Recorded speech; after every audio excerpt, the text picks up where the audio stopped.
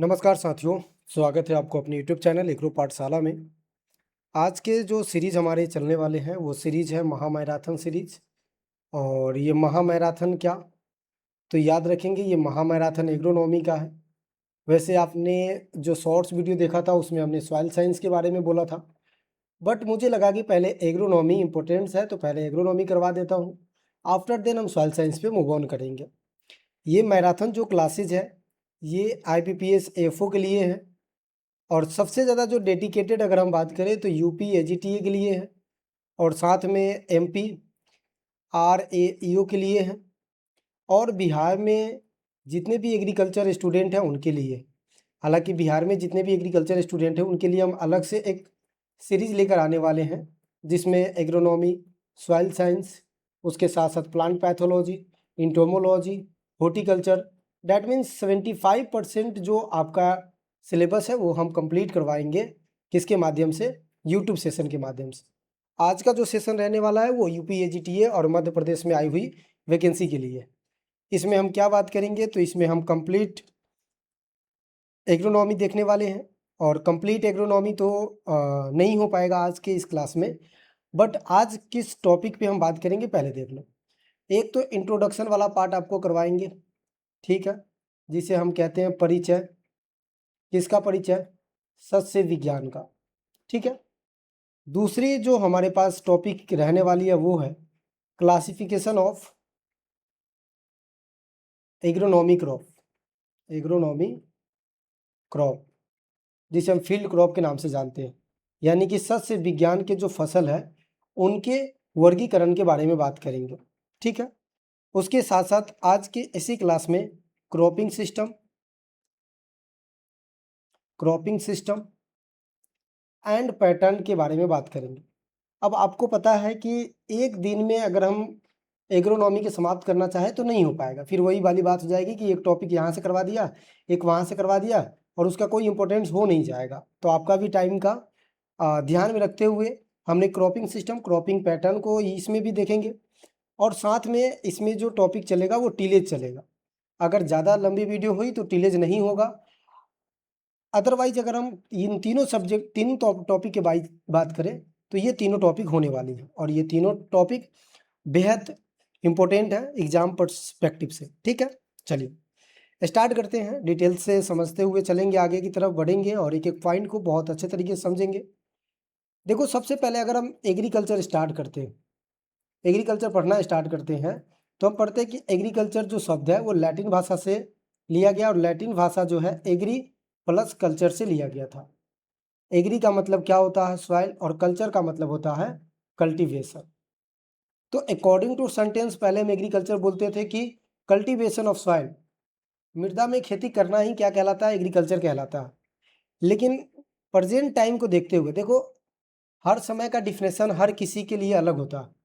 जैसे आप अभी पढ़ रहे हो तो आपका डिफिनेशन अलग है कि आप एक बेरोजगार हो और आप तैयारी कर रहे हो, लेकिन जैसे ही आपकी जॉब लग जाएगी तो आपका डिफिनेशन अलग हो जाएगा कि यार ये बहुत मेहनत करता था, काफ़ी दिनों से लगा हुआ था एक ही जॉब के लिए, आज फाइनली ये जॉब मिल गया, तो ये काफ़ी ज़्यादा डिजायरेबल है। तो दोनों के लिए डिफिनेशन अलग हो जाएगा, दोनों समय के लिए। उसी तरह से अगर हम यहाँ पे देखें तो पहले जो एग्रीकल्चर का डिफिनेशन था वो तो सिंपल हम कह सकते थे, cultivation in soil is known as agriculture. But अभी ये बात हम नहीं कह सकते। अभी हम एग्रीकल्चर किसे कह सकते हैं? एग्रीकल्चर एक साइंस का वो ब्रांचेज है जिसमें हम क्रॉप प्रोडक्शन, यानी कि फसल उत्पादन। अच्छा, एक चीज़ और, हिंदी वाले बच्चे थोड़ा सा क्या करेंगे, जब मैं हिंदी में बोलूँगा तो वहीं पे लिख लेंगे, ठीक है। याद रखेंगे कि आपका एग्ज़ाम जो है वो MCQ एग्ज़ाम है, और इसमें आप थ्योरी हिंदी में समझो या इंग्लिश में, सिर्फ आपको थ्योरी समझना है, बाकी क्वेश्चन प्रैक्टिस के माध्यम से आप उस क्वेश्चन को बना ले जाते हो। तो यहाँ लैंग्वेज बैरियर नहीं होना चाहिए। तो एग्रीकल्चर में हम क्रॉप प्रोडक्शन के बारे में पढ़ते हैं। अगर हम बात करें कि एग्रीकल्चर में और क्या पढ़ सकते हैं मॉडर्न एरा में, तो एग्रीकल्चर में हम लाइव स्टॉक यानी कि animal husbandry and dairy farm. उसके बाद अगर हम बात करें तो इसमें हम मॉडर्न एग्रीकल्चर या सॉइललेस एग्रीकल्चर इसे कहते हैं। और लास्ट में अगर हम बात करें तो अदर इंटरप्राइजेस के बारे में पढ़ते हैं, अदर इंटरप्राइजेस के बारे में पढ़ते हैं। जैसे कि अदर इंटरप्राइजेस क्या होगा सर जी? तो एपीकल्चर, सेरीकल्चर और लैग कल्चर, ऐसे सारी चीज़ें हम किस में पढ़ते हैं, इसमें पढ़ते हैं। तो एग्रीकल्चर के कितने ब्रांचेज हो गए, 4 ब्रांचेज, पहला, दूसरा, तीसरा और ये चौथा। पहली ब्रांच जो है वो क्रॉप प्रोडक्शन ब्रांच है। कौन सी ब्रांच है, क्रॉप प्रोडक्शन ब्रांच है। अब क्रॉप प्रोडक्शन ब्रांच की अगर हम बात करें तो यहाँ पे थोड़ा सा देखना, क्रॉप प्रोडक्शन भी 2 प्रकार के होते हैं। कितने प्रकार के होते हैं, 2 प्रकार के होते हैं। एक जो होता है वो फील्ड क्रॉप होता है, फील्ड क्रॉप, और एक जो होता है वो होता है गार्डन क्रॉप। अच्छा, फील्ड क्रॉप का मतलब ये है कि ये ओपन एरिया में होगा और इसमें आपको थोड़ी सी मैनेजमेंट कम करना पड़ता है। गार्डन क्रॉप का मतलब है कि ये इनक्लोज एरिया में होगा। हॉर्टिकल्चर पढ़ाएंगे तो वहाँ पे भी आपको बताएंगे कि गार्डन का क्या मतलब है, किस शब्द से लिया गया है, गार्डन भी किस शब्द से लिया गया है। तो वहाँ पे आप पाओगे कि ये इनक्लोज एरिया, इनक्लोज एरिया का मतलब है कि जहाँ चारों तरफ से घिरा हुआ हो, चाहे वो उसके चारों तरफ हेज लगा हो या चाहे कुछ भी लगा हो, उसके अंदर जो भी फार्मिंग होता है, जो भी क्रॉप होता है, ग्रो करते हैं, उसे हॉर्टिकल्चर क्रॉप कहते हैं। ठीक है, गार्डन क्रॉप कहते हैं। और गार्डन क्रॉप को हम किस में पढ़ते हैं भैया, हॉर्टिकल्चर्स में पढ़ते हैं। इसी गार्डन में फ्लावर्स के बारे में पढ़ते हैं, इसी गार्डन में वेजिटेबल्स के बारे में पढ़ते हैं। फील्ड क्रॉप की बात करें तो फील्ड क्रॉप को हम एग्रोनॉमी में पढ़ते हैं। किस में पढ़ते हैं, एग्रोनॉमी में पढ़ते हैं। यहाँ मैनेजमेंट आपको ज़्यादा करना पड़ेगा। देखो, पहले के जो लोग थे ना, वो फील्ड क्रॉप ज़्यादा लगाते थे, क्योंकि पहले हमारी नीड क्या थी कि भाई हमें भोजन मिल जाए, और फील्ड क्रॉप से हमें कार्बोहाइड्रेट मिल जाता है, फील्ड क्रॉप से हमें प्रोटीन मिल जाता है, फील्ड क्रॉप से हमें फैट मिल जाता है। लेकिन आज के डेट में अगर हम बात करें तो हमें फैट, कार्बोहाइड्रेट, प्रोटीन तो चाहिए, साथ में हमें मिनरल्स भी चाहिए। साथ में हमें क्या चाहिए, मिनरल्स भी चाहिए, नहीं तो कोई मेटाबॉलिक एक्टिविटी सही से काम नहीं करेगा, जिससे माल फॉर्मेशन या फिर हम कह सकते हैं न्यूट्रिएंट का कमी हो जाएगा और डिसऑर्डर होना स्टार्ट हो जाएगा। उसके साथ साथ हमें विटामिन्स भी चाहिए और उसके साथ साथ फाइबर्स भी चाहिए। और ये दोनों कहाँ से मिलेगा, तो ये दोनों मिलेगा वेजिटेबल्स एंड फ्रूट्स, यानी कि फल और सब्जी से मिलने वाला। इसलिए वेजिटेबल और फ्रूट को हम क्या कहते हैं, प्रोटेक्टिव फूड के नाम से भी जानते हैं, प्रोटेक्टिव फूड के नाम से भी जानते हैं। अच्छा, थोड़ा सा एक चीज़ मैं बता दूं आप लोगों का, ये मैराथन क्लासेज है तो थोड़ी चीज़ें हम तेज़ी में पढ़ाने का काम करेंगे, तो आपको परेशान नहीं होना है कि सर आप कितना तेज़ पढ़ा रहे हो या कितना जल्दी जल्दी कर रहे हो। जल्दी जल्दी इसलिए कर रहे हैं कि वो भी पॉइंट ना रह जाए और हमारा टॉपिक भी एग्ज़ाम से पहले समाप्त हो जाए। बाकी डिटेल्स में जब हम फाउंडेशन बैच लेके आएंगे उसमें डिटेल्स में करवाएंगे, एक एक पॉइंट को बहुत डिटेल्स में करवाएंगे। तो प्रोटेक्टिव फूड के नाम से जानते हैं, इस बात को याद रखेंगे। और ये सारी चीज़ें हमें मिले, इसके लिए हमने 2021 में कोरोना काल के बाद international year of vegetables and fruit science year मनाया था। अगर आपको थोड़ा सा याद हो तो क्वेश्चन पूछ लिया जाता है कि 2021 में किसके नाम से सेलिब्रेट किया गया था, ठीक है, किस ईयर के नाम से। तो ये आपको याद रखना चाहिए। तो क्रॉप प्रोडक्शन भी कितने प्रकार के हो गए, 2 प्रकार के हो गए। पहला जो क्रॉप प्रोडक्शन है वो क्या है, फील्ड क्रॉप। दूसरा जो है वो गार्डन क्रॉप। अब देखो फील्ड क्रॉप में क्या पढ़ेंगे, फील्ड क्रॉप में हम सीरियल्स, अनाज के फसल के बारे में पढ़ेंगे, इसमें हम पल्सेस क्रॉप के बारे में पढ़ेंगे, इसमें हम वाइल्ड सीड क्रॉप के बारे में पढ़ेंगे, और इसमें हम फाइबर क्रॉप के बारे में पढ़ेंगे। उसके साथ साथ फोडर क्रॉप के बारे में पढ़ेंगे, उसके साथ साथ रूट क्रॉप के बारे में पढ़ेंगे, उसके बाद ट्यूबर क्रॉप्स के बारे में पढ़ेंगे। उसके बाद अगर हम बात करें तो हम क्या पढ़ेंगे, और हम पढ़ेंगे अदर जो स्पाइसीज है, मसाले हैं, उसके बारे में पढ़ेंगे। क्लियर है। तो ये हमें याद रखना है कि फील्ड क्रॉप प्रोडक्शन भी 2 प्रकार के होते हैं। एक हमारे पास हो गया एग्रोनॉमी क्रॉप और एक हमारे पास हो गया गार्डन क्रॉप। क्लियर है। तो हम क्या बात करेंगे भाई, एग्रोनॉमी के बारे में बात करेंगे। किसके बारे में, एग्रोनॉमी के बारे में बात करेंगे। अब एग्रोनॉमी को ना 4 भागों में बांटा गया है। बांटा तो किसी ने नहीं है, लेकिन यूनिट बनाया गया, ये मैंने खुद से बनाई है। पहला यूनिट की अगर हम बात करें, यूनिट 1, तो इसमें हम पढ़ते हैं इंट्रोडक्शन ऑफ एग्रोनॉमी। क्या पढ़ते हैं भैया, इंट्रोडक्शन, यानी कि परिचय के बारे में बात करते हैं, सस्य विज्ञान का। दूसरे यूनिट की अगर हम बात करें तो ये सबसे इम्पोर्टेंट है, और इसमें हम एग्रोनॉमी का प्रिंसिपल पढ़ते हैं, यानी कि प्रिंसिपल ऑफ एग्रोनॉमी इसी में पढ़ते हैं। अब प्रिंसिपल ऑफ एग्रोनॉमी में कौन कौन सी टॉपिक पढ़ते हैं, तो सबसे पहले क्लासिफिकेशन ऑफ क्रॉप इसी में पढ़ते हैं, टीलेज इसी में पढ़ते हैं, सोइंग एंड इट्स मेथड इसी में पढ़ते हैं, क्रॉपिंग सिस्टम और क्रॉपिंग पैटर्न यहाँ पढ़ा जाता है। उसके बाद और टॉपिक की बात करें तो टीलेज जैसी टॉपिक भी इसी में पढ़ना होता है। वाटर रिक्वायरमेंट एंड इरिगेशन यानी कि जल मांग एंड सिंचाई भी इसी के अंदर पढ़ते हैं। यानी कि कोर सब्जेक्ट और कोर पार्ट जो कहें हम कह सकते हैं कि प्रिंसिपल ऑफ एग्रोनॉमी को कहते हैं। तीसरे टॉपिक पे आते हैं कि तीसरा यूनिट क्या है। तो तीसरा यूनिट जो हमारा रहता है इसी क्रॉप प्रोडक्शन का तीसरा यूनिट, यूनिट नंबर 3 वो रहता है एग्रीकल्चर मेटीरियोलॉजी। क्या रहता है भैया? यानी कि कृषि मौसम विज्ञान, कृषि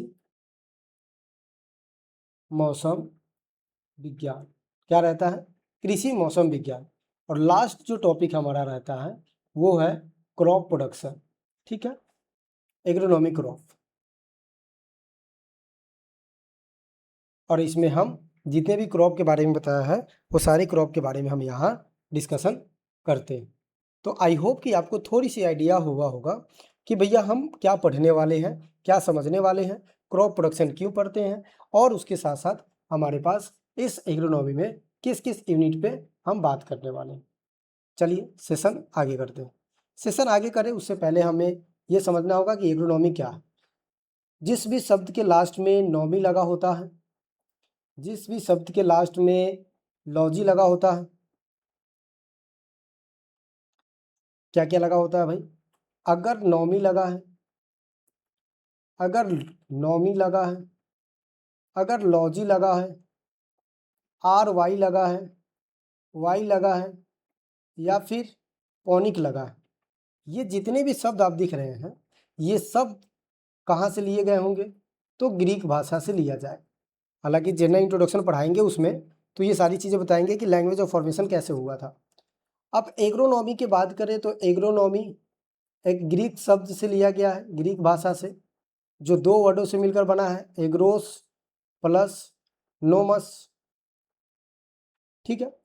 एग्रोस का मतलब क्या होता है भैया? एग्रोस का मतलब होता है फील्ड, और नोमस का मतलब होता है उसके प्रिंसिपल, उसके मैनेजमेंट, उसका एक सिद्धांत, तो हम कह सकते हैं मैनेजमेंट। यानी कि फील्ड को मैनेज करना, कि भाई अगर आपको राइस लगाना है तो राइस के लिए वाटर लॉक कंडीशन होना चाहिए, ये इसका नॉर्म्स है, तो ये क्या होगा? एग्रीकल्चर नॉर्म्स हो जाएगा। तो ये जो फील्ड मैनेजमेंट हो रहा है इसे हम क्या कहेंगे?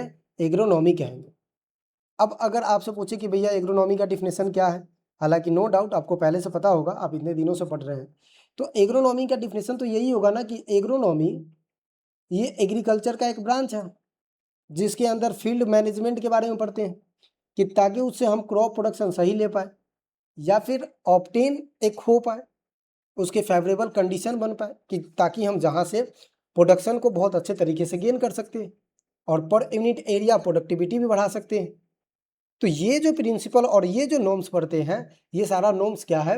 एग्रोनॉमी। जैसे आगे हम पढ़ेंगे क्रॉपिंग सिस्टम, क्रॉपिंग पैटर्न ऐसा होना चाहिए। क्यों ऐसा होना चाहिए? ऐसा इसलिए होना चाहिए क्योंकि पर यूनिट एरिया में प्रोडक्शन भी सही लेना है, इन्वायरमेंटल में भी किसी प्रकार की दिक्कत ना हो, और उसके साथ साथ इको फ्रेंडली हमें प्रोडक्शन भी मिल जाए। तो ये जितने भी प्रोसेस है ये एग्रोनॉमी कहलाता है। तो आई होप कि अब समझ में आ गया होगा कि एग्रोनॉमी किसे कहते हैं। अब आपसे जब भी पूछे तो आप बताओगे कि एग्रोनॉमी एक एग्रीकल्चर का शाखा है जिसके अंतर्गत हम क्या पढ़ते हैं? किसी भी फील्ड को मैनेज करना। मैनेज किस लिए करना? कि ताकि वहाँ से हम क्रॉप प्रोडक्शन ले सकें, ठीक है, उस मिट्टी को हम यूज करके अपने जीवन यापन को कर सकें, उस मिट्टी का क्या नॉर्म्स है किसी भी क्रॉप के लिए वो पूरा कर सके, ये सब किस में पढ़ते हैं? एग्रोनॉमी में पढ़ते हैं। इस बात को आपको क्या करना है? याद रखना है कि एग्रोनॉमी का मतलब ये होता है। अब एक सटीक डिफिनेशन की तरफ चलते हैं कि भैया सच में डिफिनेशन अगर हमें देना हो कि एग्रोनॉमी क्या है, तो ये तो चलो ठीक है, प्रैक्टिकली चीज़ें हो गई कि फील्ड को मैनेज करो कि ताकि क्रॉप प्रोडक्शन सही सलामत हो। अब बट अगर हमें बात ये करना हो कि बताओ एग्रोनॉमी होता क्या है, डिफिनेशन देना हो, तो हम क्या देंगे? तो हम डिफिनेशन दे सकते हैं कि एग्रीकल्चर का ब्रांच है, इसके अंदर हम principle and practice of field management for crop production, crop production, that means ये हुआ कि एग्रोनॉमी एग्रीकल्चर का वो ब्रांच है जिसके अंदर हम क्या स्टडी करते हैं कि किसी भी फील्ड का प्रिंसिपल क्या होना चाहिए, उसका प्रैक्टिस क्या होना चाहिए, और फील्ड मैनेजमेंट का ये सारी चीज़ें क्रॉप प्रोडक्शन के लिए, इसे हम एग्रोनॉमी कहते हैं। एक और डिफिनेशन मैं लिख देता हूँ, principle and practice of field to obtain good seed bed to provide favourable condition. That means practice and principle किसका, फील्ड का, जो क्या दे सके, एक गुड सीड बेड दे सके। गुड सीड बेड होगा तो उसमें क्रॉप का ग्रोथ बढ़िया होगा, सीड का ग्रोथ बढ़िया होगा, जर्मिनेशन बढ़िया होगा। किसके लिए, कि ताकि वो प्रोवाइड करे एक अच्छा कंडीशन किसी भी फूड या फाइबर प्रोडक्शन के लिए। अब यहाँ पे प्रिंसिपल की बात आ रही है, तो प्रिंसिपल और प्रैक्टिस क्या हो सकती है, उससे पहले थोड़ा सा हम देख लेते हैं फादर ऑफ एग्रोनॉमी के बारे में। फादर ऑफ एग्रोनॉमी की अगर हम बात करें, एक मिनट, देखो हम सब जानते हैं फादर ऑफ एग्रोनॉमी कौन है। Father of agronomy Peter de Crescenzi या फिर Pietro de Crescenzi, Peter de Crescenzi या फिर पीटरो डी क्रिसेंसी, ठीक है, इतना ही सिर्फ याद रखना है। इनको हम क्या कहते हैं, फादर ऑफ एग्रोनॉमी कहते हैं। इन्होंने एक बुक लिखा था, ओपस रूडियम कामोडोरम, ओपस रूडियम कामोडोरम, ये बुक लिखा था। और इस बुक में इन्होंने एग्रोनॉमी के बारे में डिस्कशन किया था और डिटेलिंग से किया था, इसलिए हम इसे क्या कहते हैं, इनको क्या कहते हैं, फादर ऑफ एग्रोनॉमी कहते हैं। तो अब आपसे कोई पूछे फादर ऑफ एग्रोनॉमी क्या है, तो आप क्या बताओगे, पीटर डी क्रिसेंसी या फिर पीटरो डी क्रिसेंजी। तो डी क्रिसेंजी फादर ऑफ एग्रोनॉमी कहलाता है, फादर ऑफ एग्रोनॉमी कहलाता है। अब फादर से रिलेटेड बात आ रही है तो एक और फादर के बारे में जानेंगे। एग्रोनॉमी के फादर के अंदर हम जब वीड को पढ़ेंगे, हम जब टीलेज को पढ़ेंगे, तो वहाँ पे हम पढ़ेंगे कि जो वीड और टीलेज है, एक बुक लिखी गई थी triple H horse hoeing husbandry 1731 में।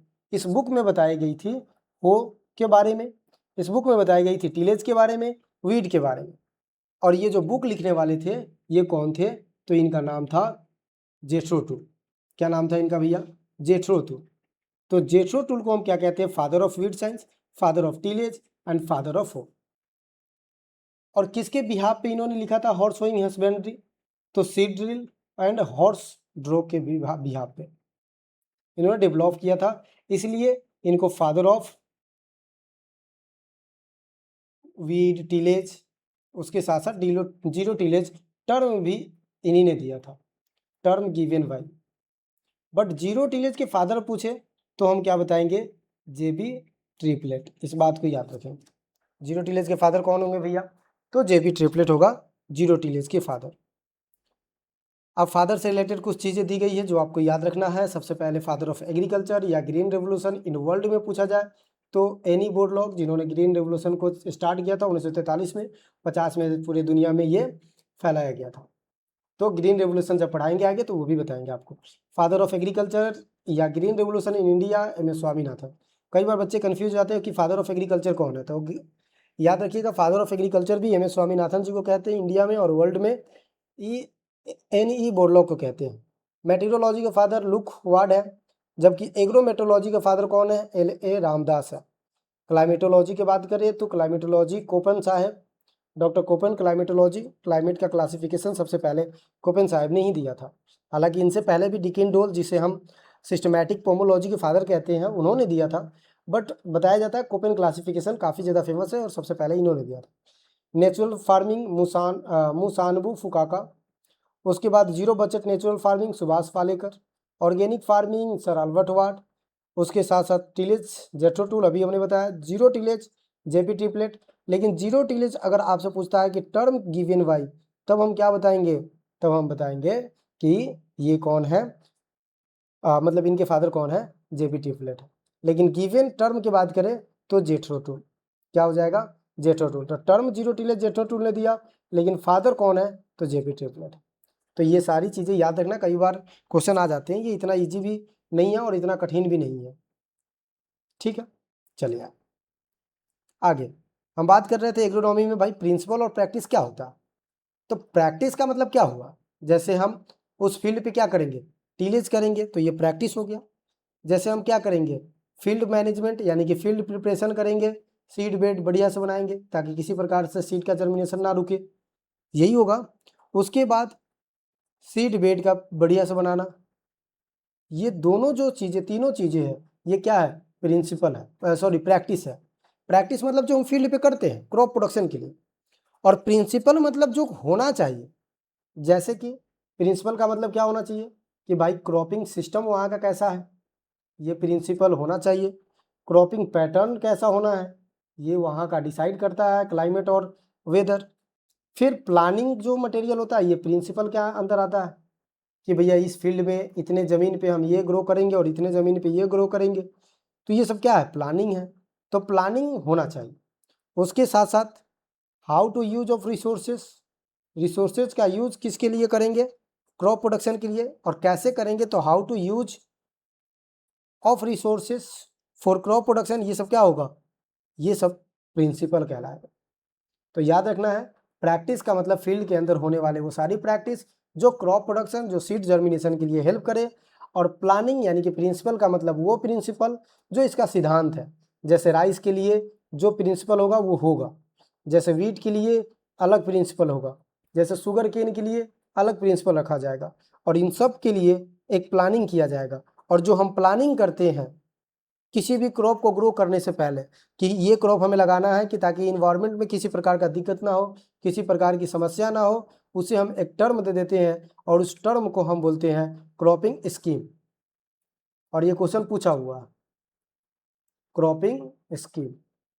अब आपसे पूछे कि भैया बताओ क्रॉपिंग स्कीम क्या है, तो हम बताएंगे क्रॉपिंग स्कीम का मतलब वो होता है कि जब जैसे मान लो हमारा फील्ड है, इसमें हमें राइस ग्रो करना है, इसमें हमें वीट ग्रो करना है, तो हम राइस वीट ग्रो करने के लिए हम एक प्लानिंग करेंगे कि भैया हमें ज़्यादा फर्टिलाइजर यूज़ नहीं करना है, हमें मिट्टी को ज़्यादा दिक्कत नहीं देना है, इस प्लांट को दिक्कत नहीं होना चाहिए, और प्रोडक्शन लेने के लिए इन्वायरमेंट को दिक्कत नहीं होना चाहिए। ये सब जो प्लानिंग हम करते हैं, कंबाइंड प्लानिंग करते हैं, उस प्लानिंग को हम कहते हैं क्रॉपिंग स्कीम। क्या कहते हैं, क्रॉपिंग स्कीम कहते हैं। तो आई होप कि आपको समझ में आया होगा कि agronomy principle and practice of field management है to obtain good seed bed and to provide favourable environment for the crop production for fibre production is known as agronomy. Practice जो field पे होगा, प्रिंसिपल जो उस field के लिए होगा, उसे हम प्रिंसिपल के नाम से जानेंगे। क्लियर है, चलिए आगे टॉपिक देखते हैं। अगला टॉपिक है कि भाई एग्रोनॉमी में आपने बोला क्रॉप प्रोडक्शन के बारे में, तो ये क्रॉप क्या होता है, सिंपल देखो, ये क्रॉप होता है, एक वीड होता है, एक फसल होता है, एक खरपतवार होता है। इसको हिंदी में क्या कहते हैं भैया, फसल कहते हैं। इसको हिंदी में क्या कहते हैं, खरपतवार। अब देखो एक फील्ड है, इसमें हमने सीड बेड तैयार किया, इसके अंदर हमने प्लानिंग किया, इसके अंदर हमने प्रिंसिपल बैठाया, और फिर हमने क्रॉप प्रोडक्शन किया। और क्रॉप प्रोडक्शन से लेकर हार्वेस्टिंग तक उसमें जितने इंटरकल्चर ऑपरेशन है, जितने प्रैक्टिस मैनेजमेंट है, वो सब हमने किया है। डैट मीन्स एक डिसिप्लिन मैनर में क्रॉप को सोइंग से लेकर क्रॉप के हार्वेस्टिंग तक सारी एक्टिविटी को करना फसल कहलाती है। क्या कहलाती है, फसल कहलाती है। यानी कि हम कह सकते हैं कि फसल वो है जिसको हम डिसिप्लिन मैनर में सोइंग से लेकर हार्वेस्टिंग तक मैनेजमेंट देखते हैं। यहाँ सोइंग है, यहाँ हार्वेस्टिंग है, इसके बीच में जितने मैनेजमेंट आएंगे, जैसे कि मैनेजमेंट में क्या क्या आ सकते हैं, जैसे कि फर्टिलाइज़र एप्लीकेशन आ सकते हैं, जैसे कि पेस्टिसाइड एप्लीकेशन आ सकते हैं, जैसे कि वीडीसाइड आ सकते हैं, फर्टिलाइज़र हम अप्लाई कर सकते हैं, इरिगेशन कर सकते हैं, उसके अंदर किसी प्रकार के वीड ग्रो ना हो उसके लिए वीडीसाइड डाल सकते हैं। तो ये जितने भी प्रोसेस होगा वो क्या कहलाएगा, क्रॉप कहलाएगा। तो आपसे डिफिनेशन पूछे क्रॉप क्या है, तो हम क्या लिखेंगे, क्रॉप इज प्लांट, एक प्लांट है, produce that can be grow and harvested for profit and sustain.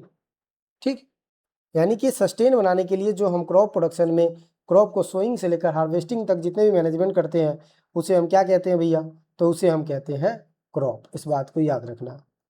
अब आपसे क्वेश्चन पूछे कि क्रॉप हमें नहीं जानना है, क्या जानना है फिर, तो हमें जानना है वीट। इसी से रिलेटेड है खरपतवार। खरपतवार का मतलब होता है कि ये क्रॉप भी हो सकता है और प्योरली खरपतवार भी हो सकता है। यानी कि अगर मान लो ये वीट का खेत है, इसके अंदर गलती से मस्टर्ड आ गया, तो ये मस्टर्ड क्या हो जाएगा, इसके लिए वीट हो जाएगा। और ये जो क्रॉप है, वीट है, ये क्या हो जाएगा, ये हमारा जो वीट है ये हमारा क्या हो जाएगा, क्रॉप हो जाएगा। तो क्रॉप और वीट में डिफरेंट यही है कि वीट, वीट नहीं वीड। वीड का सिंपल मतलब है कि जो अनडिजायरेबल हो, अनवांटेड हो, अनयूजफुल हो, उसे हम वीड कह देंगे, खरपतवार कह देंगे। क्लियर है? तो यही मतलब होता है क्रॉप का। अब कुछ इंपॉर्टेंट डेट है, आपको डेट याद रखना है जहां से क्वेश्चन पूछ लिए जाते हैं। पहला इंपॉर्टेंट डेट आपको याद रखना है agriculture crop year in India. पहले देखना क्या पूछा जा रहा है, crop, agriculture crop year. Crop year की अगर हम बात करें तो जुलाई से लेकर जून, ये क्रॉप ईयर है। बट सिंपल पूछ ले एग्रीकल्चर ईयर, एग्रीकल्चर ईयर, तब हम क्या बताएंगे, जुलाई से लेकर, जुलाई से लेकर, सॉरी जुलाई कह रहे हैं, जून से लेकर 31 मई, ये हमारा क्या होगा, तो एग्रीकल्चर ईयर होगा। तीसरी क्वेश्चन यहाँ पे ये है कि बताइए फाइनेंशियल ईयर, वित्तीय वर्ष। तो वित्तीय वर्ष स्टार्ट होता है हमारे पास 1 अप्रैल से 31 मार्च, अगले साल, ये वित्तीय वर्ष। तो 3 साल आपको याद रखना है। पहला एग्रीकल्चर क्रॉप ईयर जुलाई से लेकर जून तक, एग्रीकल्चर ईयर जून से लेकर 31 मई तक, फाइनेंशियल ईयर 1 अप्रैल से लेकर 31 मार्च तक। चले आगे की तरफ आइए। अब टॉपिक यहाँ से स्टार्ट कर लेते हैं कि भैया क्लासिफिकेशन ऑफ क्रॉप क्या होता है। वो तो बेसिक चीज़ें थी। अब यहाँ से स्टार्ट करेंगे क्लासिफिकेशन ऑफ क्रॉप के बारे में। क्लासिफिकेशन ऑफ क्रॉप किस किस बेसिस पे देखेंगे, देखना एक बार। सबसे पहले हम बात करेंगे बेस्ड ऑन बोटनिकल क्लासिफिकेशन, जिसमें हम कोटिलिडोन, जिसमें मोनोकोट, डाइकोट के बारे में बात करेंगे। उसके बाद classification based on economical part, जैसे सीरियल्स है तो उसके इकोनॉमिकल पार्ट्स क्या है। उसके बाद फिर हम बात करेंगे based on life cycle, life cycle के बेस पे, जैसे कि फोटो पीरियोडिज्म के बारे में बात करेंगे, ठीक है। और उससे उसके बाद हम सीजन्स के बारे में, जैसे खरीफ सीजन, रबी सीजन, जायद सीजन। कार्बन फिक्सेशन के बारे में, जिसमें हम C3 plant, C4 plant, camp plant देखेंगे, कैसे रूबिस्को से कोई भी रूबिस्को एंजाइम किसी भी लीफ के आसपास में होकर कार्बन डाइऑक्साइड लेकर कैसे फोटो सिंथेसिस करता है, प्रकाश संश्लेषण करता है। आगे हम बात करेंगे स्पेशल क्लासिफिकेशन, जैसे कि ऑगमेंट क्रॉप क्या होता है, जैसे कि एरेबल क्रॉप क्या होता है, रिटर्निंग क्रॉप क्या होता है, सप्लीमेंट्री क्रॉप क्या होता है, ये स्पेशल क्लासिफिकेशन पे बात करेंगे। तो आज ये क्लासिफिकेशन ऑफ क्रॉप इंट्रोडक्शन समाप्त हुआ। दूसरा टॉपिक है क्लासिफिकेशन ऑफ क्रॉप। इसके बाद क्रॉपिंग सिस्टम और क्रॉपिंग पैटर्न देखेंगे। आफ्टर देन हम मूव ऑन करेंगे किसके लिए, तो हम मूव ऑन करेंगे टिलेज के लिए। चलिए अब बोटनिकल क्लासिफिकेशन यहाँ पे देख रहे हैं on the basis of botanical, यानी कि कोटिलिडोन। तो कोटिलिडोन हम समझे, इससे पहले हमें फ्लावर स्ट्रक्चर समझना बहुत ज़रूरी है। फ्लावर स्ट्रक्चर समझना बहुत ज़रूरी है। हालांकि ये जो पार्ट है ये हॉर्टिकल्चर का भी है, एग्रोनॉमी का भी है, प्लांट फिजियोलॉजी का भी है, और जेनेटिक्स एंड प्लांट ब्रीडिंग का ही है। तो ये दोनों में आपको काम आएगी। देखो फ्लावर के अगर स्ट्रक्चर की बात करें तो इस तरह से कुछ स्ट्रक्चर बनते हैं। हंसेगा कोई नहीं अगर गलत स्ट्रक्चर बन गया तो। इस तरह से कुछ स्ट्रक्चर बनते हैं। बताएंगे किस लेयर को हम किस नाम से बुलाते हैं। अभी आप सिंपल देखते जाओ आप।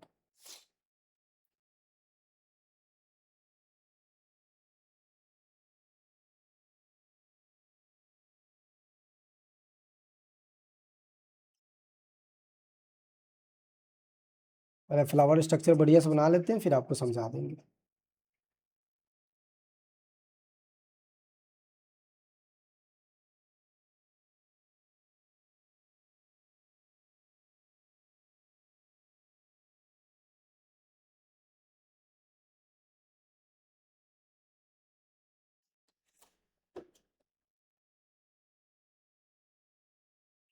चलिए देखिए, इसको ना हम 1 मिनट और चीज़ भी बना देते हैं।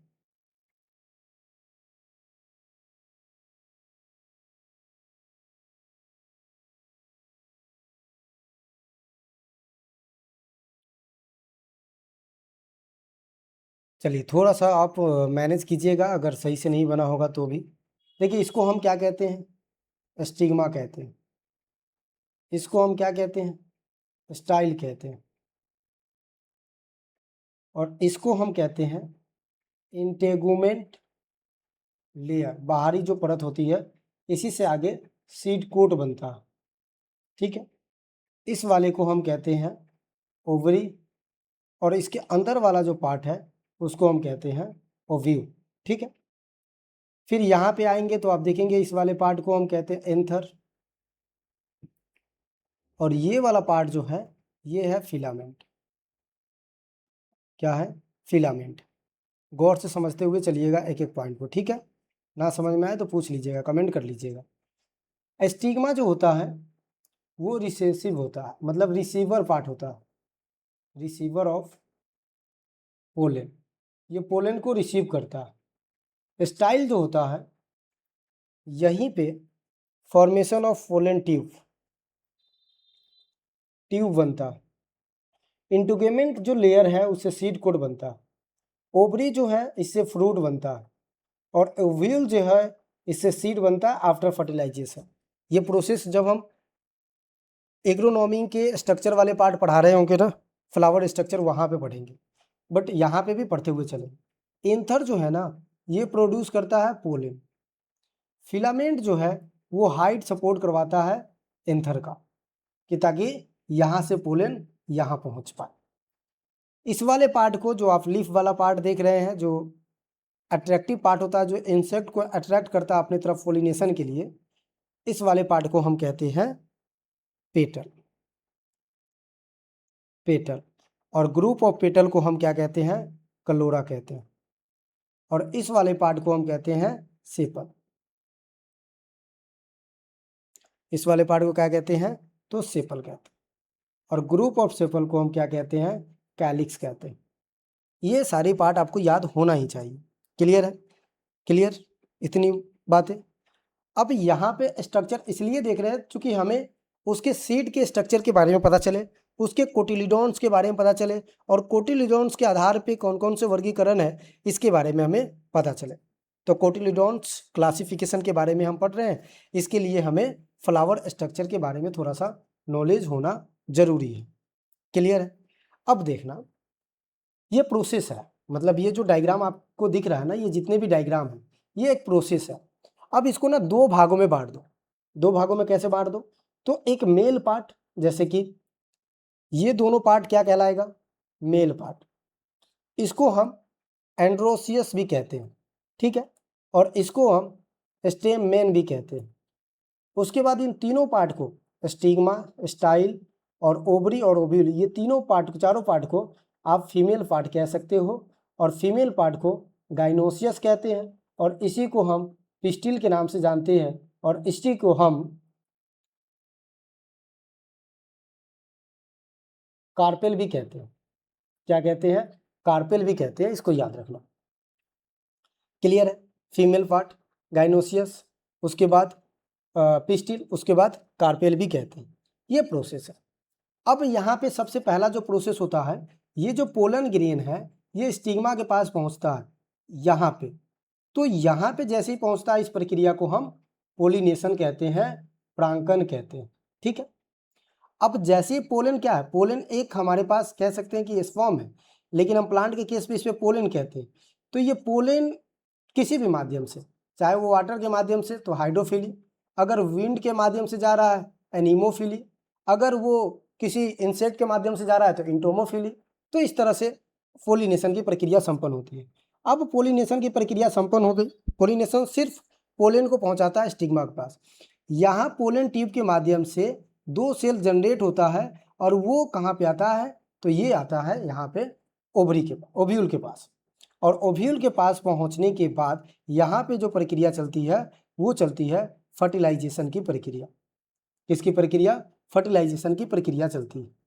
ये आप सीड टेक्नोलॉजी पढ़ेंगे ना, वहाँ पे हम बहुत डिटेल से पढ़ाएंगे।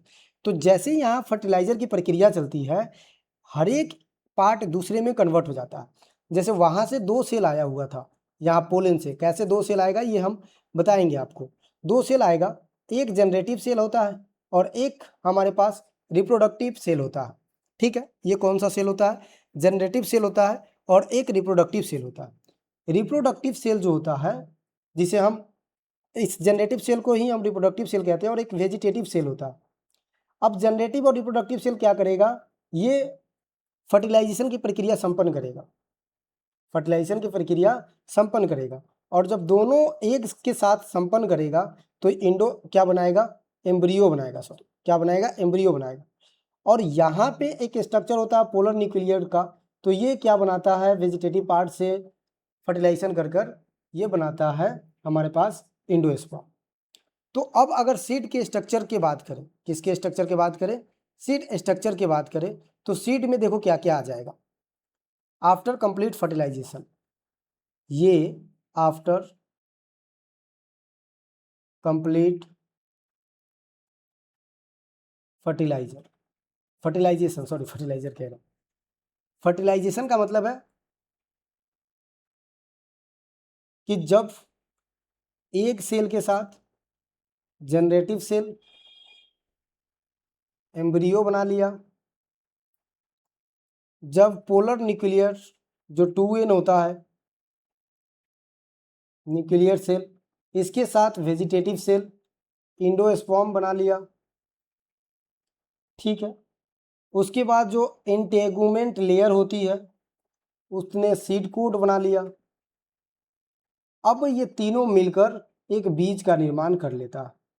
किसका निर्माण कर लेता है? बीज का निर्माण कर लेता है। तो अब सीड स्ट्रक्चर की बात करोगे तो सीड में 3 प्रकार के स्ट्रक्चर होते हैं, मतलब 3 चीज़ें होती है। सबसे पहला जो पार्ट है वो है सीड कोट, जो इंटेगुमेंट लेयर से बना था। इसमें जो सबसे इंडोस्पर्म, ठीक है, उसके बाद एम्ब्रियो। तो सीड जब भी आपसे पूछा जाता है तो आप कहते हो कि एक mature ovule which consist of endosperm, seed coat and embryo. मतलब ये एक परिपक्व जो ओव्यूल है उससे बना है, और ये किससे मिलकर बना है?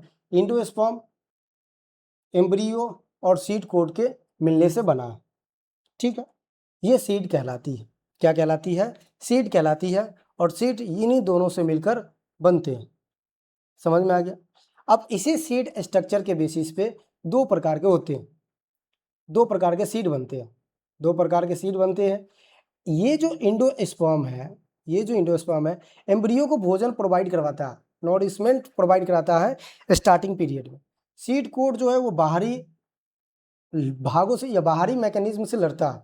एम्ब्रियो जो है वो फ्यूचर प्लांट है या बेबी प्लांट है, यहाँ से पूरे प्लांट का निर्माण होता है। और इसी बेसिस पे 2 प्रकार के हमारे पास सीड बनते हैं। कितने प्रकार के सीड बनते हैं? 2 प्रकार। अच्छा, ये इतना डिटेलिंग नहीं करवाया जितना डिटेलिंग हमें करवानी चाहिए था, क्योंकि अब मैराथन क्लासेज है, अगर हम सीट पे क्लासेज ले तो एक क्लासेज तो सीट पे ही हो जाएगी, बट आप थोड़ी बहुत चीज़ें तो जानते ही हैं। अब इसके बेसिस पे 2, हालांकि ये डिटेलिंग करवाएंगे जब फाउंडेशन क्लासेज वगैरह चलवाएंगे तब। अब सीड स्ट्रक्चर, सीड के बेसिस और स्ट्रक्चर पे ये 2 भागों में बढ़ता है। एक होता है मोनोकॉट, एक बीजपत्री, और एक होता है डाइकॉट, 2 ही बीजपत्री। मोनोकॉट कैसे पहचाना जा सकता है? तो मार्फोलॉजिकली अगर इसको पहचानना है तो इसका जो रूट होता है वो इस तरह से फैला हुआ होता है, जिसे हम फाइब्रस रूट के नाम से जानते हैं। किसका रूट? मोनोकॉट का। इसमें जो लीफ वाला पार्ट होगा, इस लीफ के ऊपरी और निचली पार्ट शाइन करेगा, यानी कि चमकेगा, और एक तलवार की तरह दिखाई देगा आपको। ठीक है, तो ये मोनोकॉट कहलाता है। अगर आपको आइडेंटिफाई करना है फिजिकली तो आप उसको तोड़ कर देख सकते हैं। अगर उसके सीड के पार्ट 2 भागों में बढ़ जाते हैं, जैसे मान लो ये वाला पार्ट है, 2 भागों में बढ़ जाते हैं तो वो मोनोकॉट नहीं है। सॉरी, हाँ, वो मोनोकॉट नहीं है। अगर 2 भागों में नहीं बढ़ता, एक ही रहता है, उसको तोड़ने के बाद नहीं आप बांट सकते हो या टूट नहीं सकता, वो वाला बात अलग है कि आप ज़बरदस्ती उसे तोड़ रहे हो, तो उसे हम क्या कहेंगे, मोनोकॉट कहेंगे। जैसे सीरियल्स, आप राइस को लेना, राइस को आप तोड़ नहीं सकते हो, वो बात अलग है, आप अपना ताकत दिखाना चाहो तो अलग बात है, बट आप तोड़ नहीं सकते हो। उसी तरह आप इधर आइडेंटिफाई करना चाहेंगे तो इसका जो रूट होता है वो टैप रूट होता है।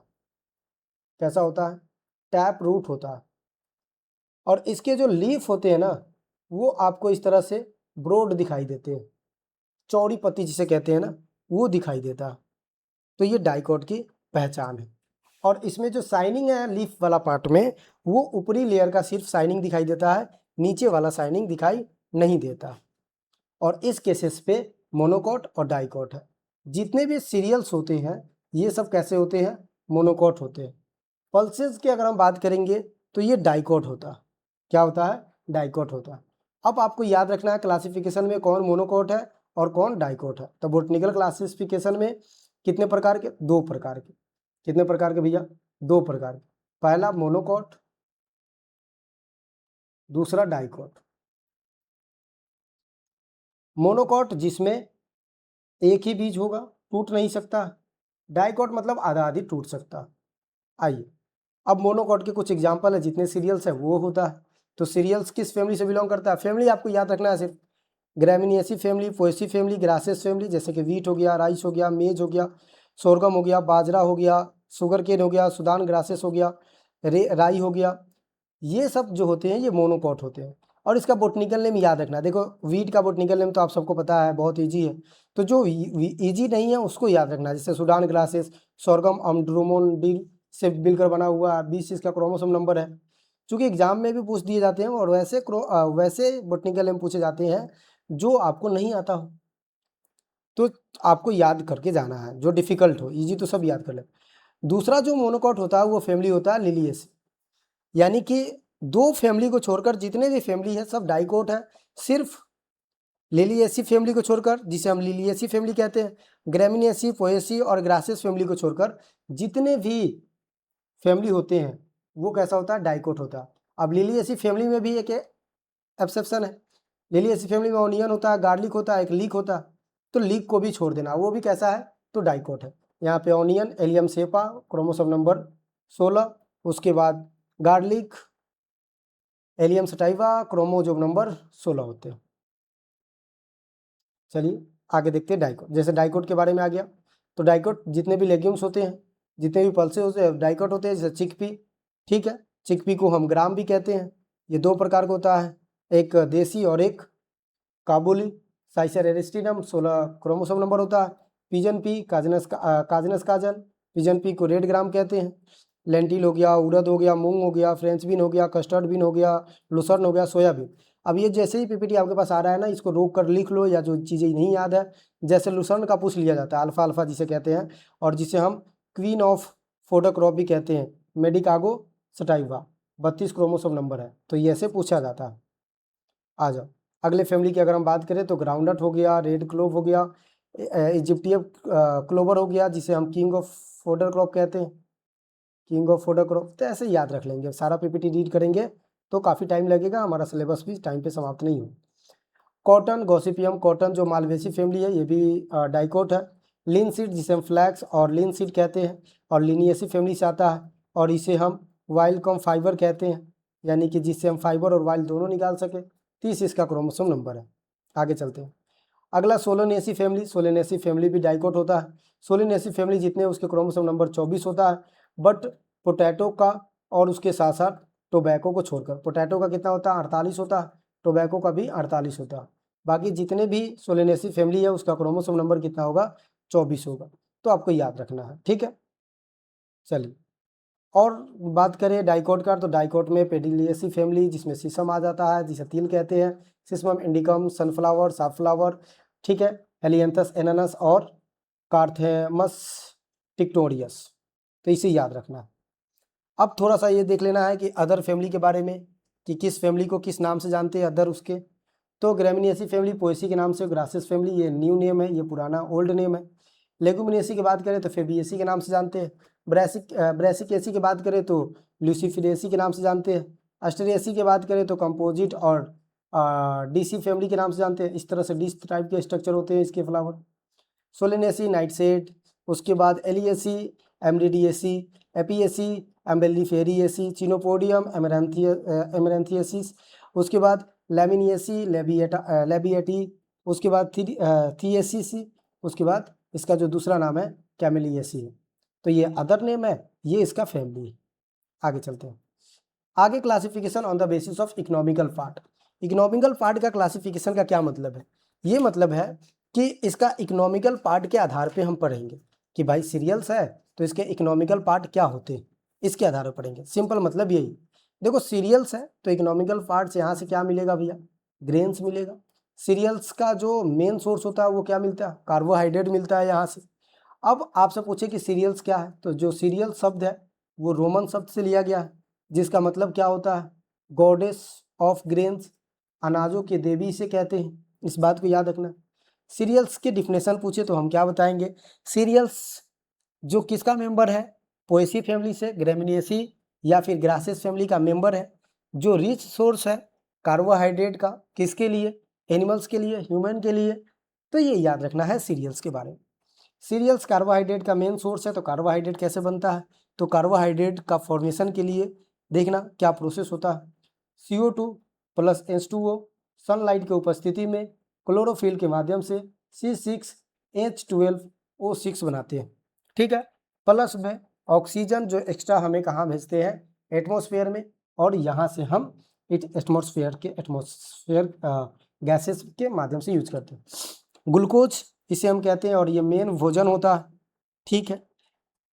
ये प्लांट में किस रूप में होता है? तो स्टार्च के रूप में होता है। अब जैसे ही स्टार्च हम खाते हैं, कंज्यूम करते हैं, डाइजेस्ट होता है, तो ग्लूकोज ब्लड के साथ मिलता है, फिर ऑक्सीजन जाता है, रेस्पायरेशन होता है, फिर हमें एनर्जी वहाँ से बना कर देता है। नोट करके आपको ये एक पॉइंट लिखनी है कि 1 ग्राम अगर आप कार्बोहाइड्रेट कंज्यूम करते हैं तो आपको एनर्जी मिलता है 4 कैलोरी। कितना एनर्जी मिलता है? 4 कैलोरी एनर्जी मिलता है। और सबसे ज़्यादा कार्बोहाइड्रेट अगर सीरियल्स में किसी में है तो वो है राइस में। किस में है भैया? तो वो है राइस में। तो इस बात को भी आपको याद रखना। सीरियल्स यानी कि देखो क्या लिखा हुआ है अभी जो बताया, cereals are member of Poaceae and Gramineae which rich source of carbohydrate animals human consume for eat grains purpose. अनाज ग्रेमिनेसी ग्रामिनी कुल के सदस्य है जो कार्बोहाइड्रेट के समुदाय स्रोत पशु और मनुष्य इसके भोजन के रूप में खाते हैं। क्लियर है? तो इस बात को याद रखना। सबसे ज़्यादा कार्बोहाइड्रेट अगर आपसे पूछे तो 78% राइस में होता है, ठीक है। और सबसे कम प्रोटीन पूछे राइस में तो सबसे कम प्रोटीन सीरियल्स में तो राइस में ही होता है 6 से 7%। क्लियर है? इस बात को याद रखें। आगे चले। अब कार्बोहाइड्रेट भी यहाँ पे कितने पर देखो कैसे फॉर्मेशन होता है, तो फोटोसिंथेसिस के माध्यम से होता है, ठीक है। कैसे फॉर्मेशन होता है? फोटोसिंथेसिस के माध्यम से होता है। इस बात को याद रखना है। फोटोसिंथेसिस क्या होता है? तो प्रकाश, फोटो का मतलब होता है लाइट, सिंथेसिस का मतलब होता है सिंथेसाइज करना, भोजन बनाना। लाइट की उपस्थिति में प्लांट अपने लिए जो भोजन बनाता है उसे हम फोटोसिंथेसिस के रूप में जानते हैं, ठीक है। यहाँ पे याद रखिएगा कार्बोहाइड्रेट भी 3 प्रकार के होते हैं, मोनोसेकेराइड, ओलिगोसेकेराइड, पॉलीसेकेराइड। मोनोसेकेराइड एक से शर्करा होगा, ओलिगोसेकेराइड इसमें आप मल्टीपल सेकेराइड होता है, शर्करा होता है, जिसमें अगर 2 से 10 शर्करा अगर हो रहा है तो डाइसेकेराइड के नाम से जानते हैं, ठीक है। 2 है तो डाइसेकेराइड, अगर 10 से ज़्यादा है तो वो पॉलीगोसेकेराइड जो स्टार्च के नाम से जानते हैं। प्लांट में जो कार्बोहाइड्रेट होता है वो स्टार्च के रूप में होता है, जबकि एनिमल्स के अंदर पूछे कि कार्बोहाइड्रेट किस रूप में स्टोर होता है तो ग्लाइकोजेन के रूप में होता है। किस रूप में होता है भैया? ग्लाइकोजेन के रूप में होता है। क्लियर है?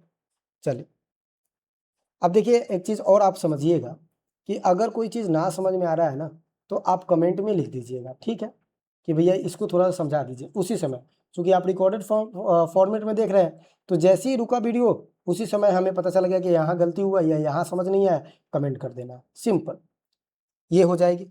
तो हमने पहली चीज़ें क्या देखी कि सीरियल्स के बारे में जो ग्रेमिनेसी या पोएसी फैमिली से बिलोंग करता है, और CHO जिसे हम कार्बोहाइड्रेट कहते हैं उसके लिए मेन सोर्स होता है। अब सीड स्ट्रक्चर के बेसिस पे या सीड साइज के बेसिस पे जो सीरियल्स है ना वो 3 भागों में बांटा हुआ। कितने भागों में? 3 भागों में बांटा हुआ। पहला जो हमारा पार्ट है वो है लार्ज सीड, क्लियर। दूसरा जो हमारा पार्ट है वो हमारे पास आ जाता है स्मॉल साइज ऑफ सीड। तीसरा जो पार्ट है इसे हम सीडो सीरियल्स के नाम से जानते हैं, सीडो सीरियल्स के नाम से जानते हैं।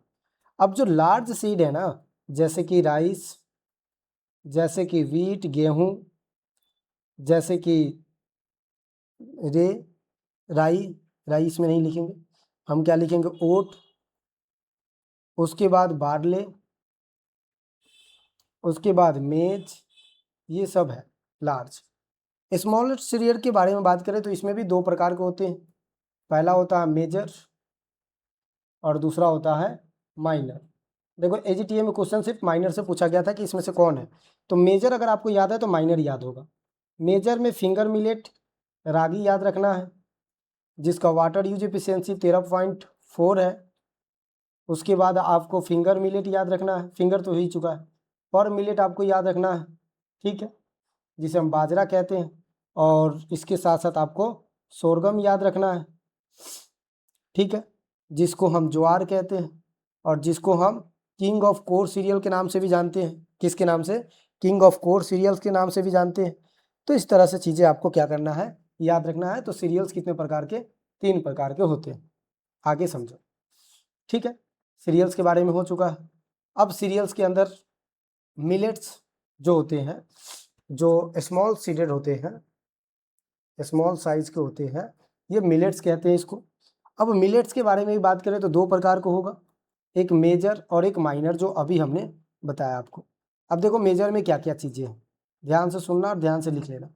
मेजर की बात करें और माइनर की बात करें तो इसमें सोरगम, कैमल क्रॉप, ज्वार, ग्रेट मिलेट और चोलम के नाम से जानते हैं। सोरगम बाई कलर इसका बोटनिकल नेम है।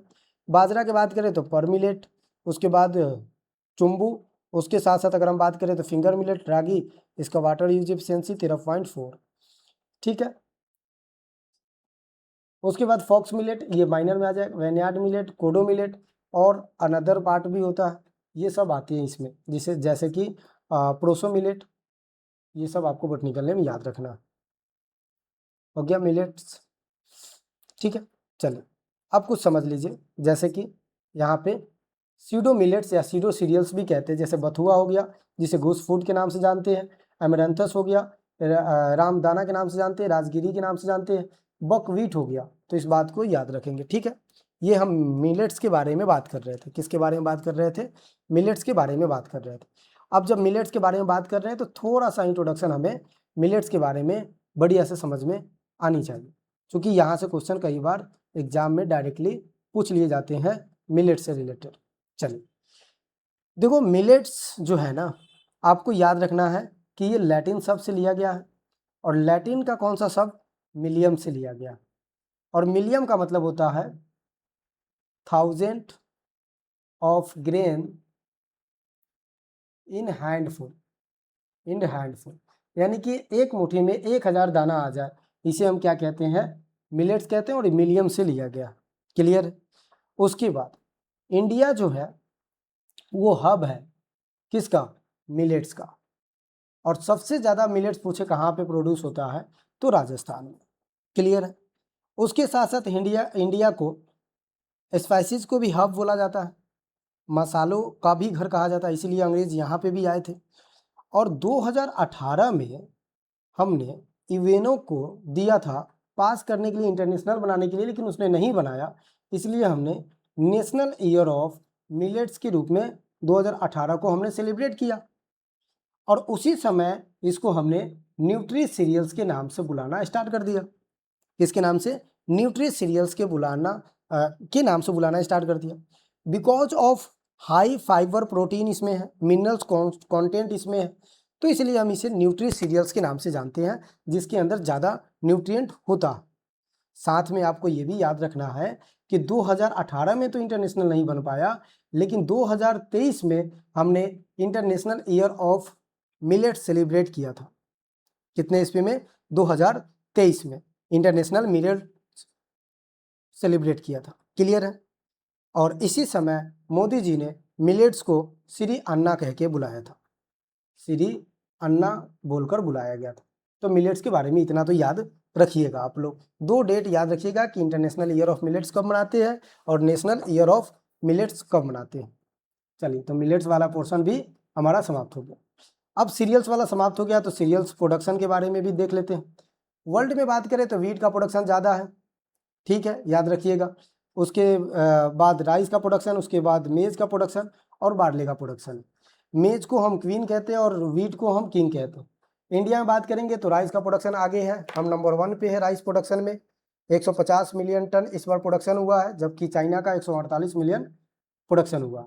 वर्ल्ड में आप ये स्टार्ट रखिएगा कि वीट सबसे ज़्यादा चाइना में प्रोड्यूस किया जाता है, राइस इंडिया में प्रोड्यूस किया जाता है, वीट सेकेंड नंबर पे है, मेज और बार्ले। बट उत्तर प्रदेश की बात करें तो wheat and rice Uttar Pradesh में ज़्यादा होता है।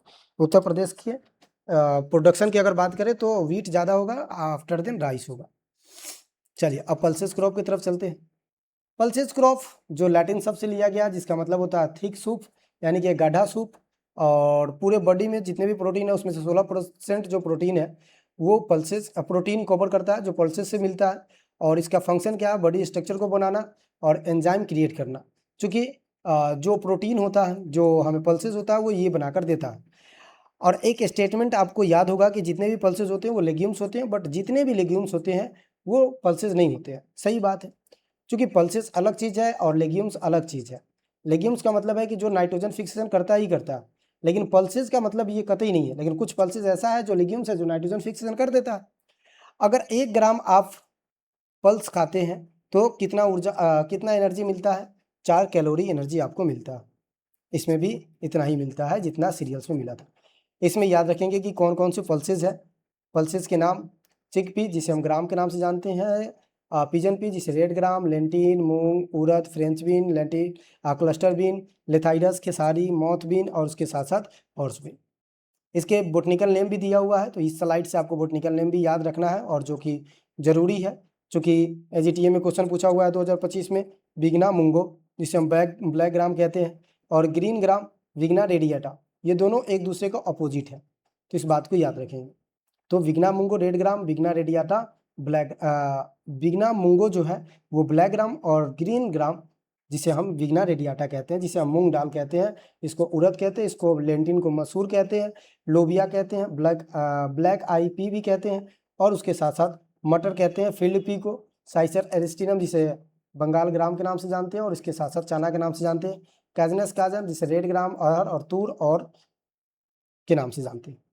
ठीक है, चलिए अब प्रोटीन हम देख लेते हैं, तीनों में कितना % प्रोटीन होता है। Protein content in cereals, pulses and oilseed. Rice में प्रोटीन सबसे कम होता है 6 से 7%, मेज में 10%, वीट की बात करें तो 10 से 12%, सुरगम की बात करें तो 10 से 12%, बाजरा की बात करें तो 11 से 12%, बार्ली की बात करें तो 11 से 12%।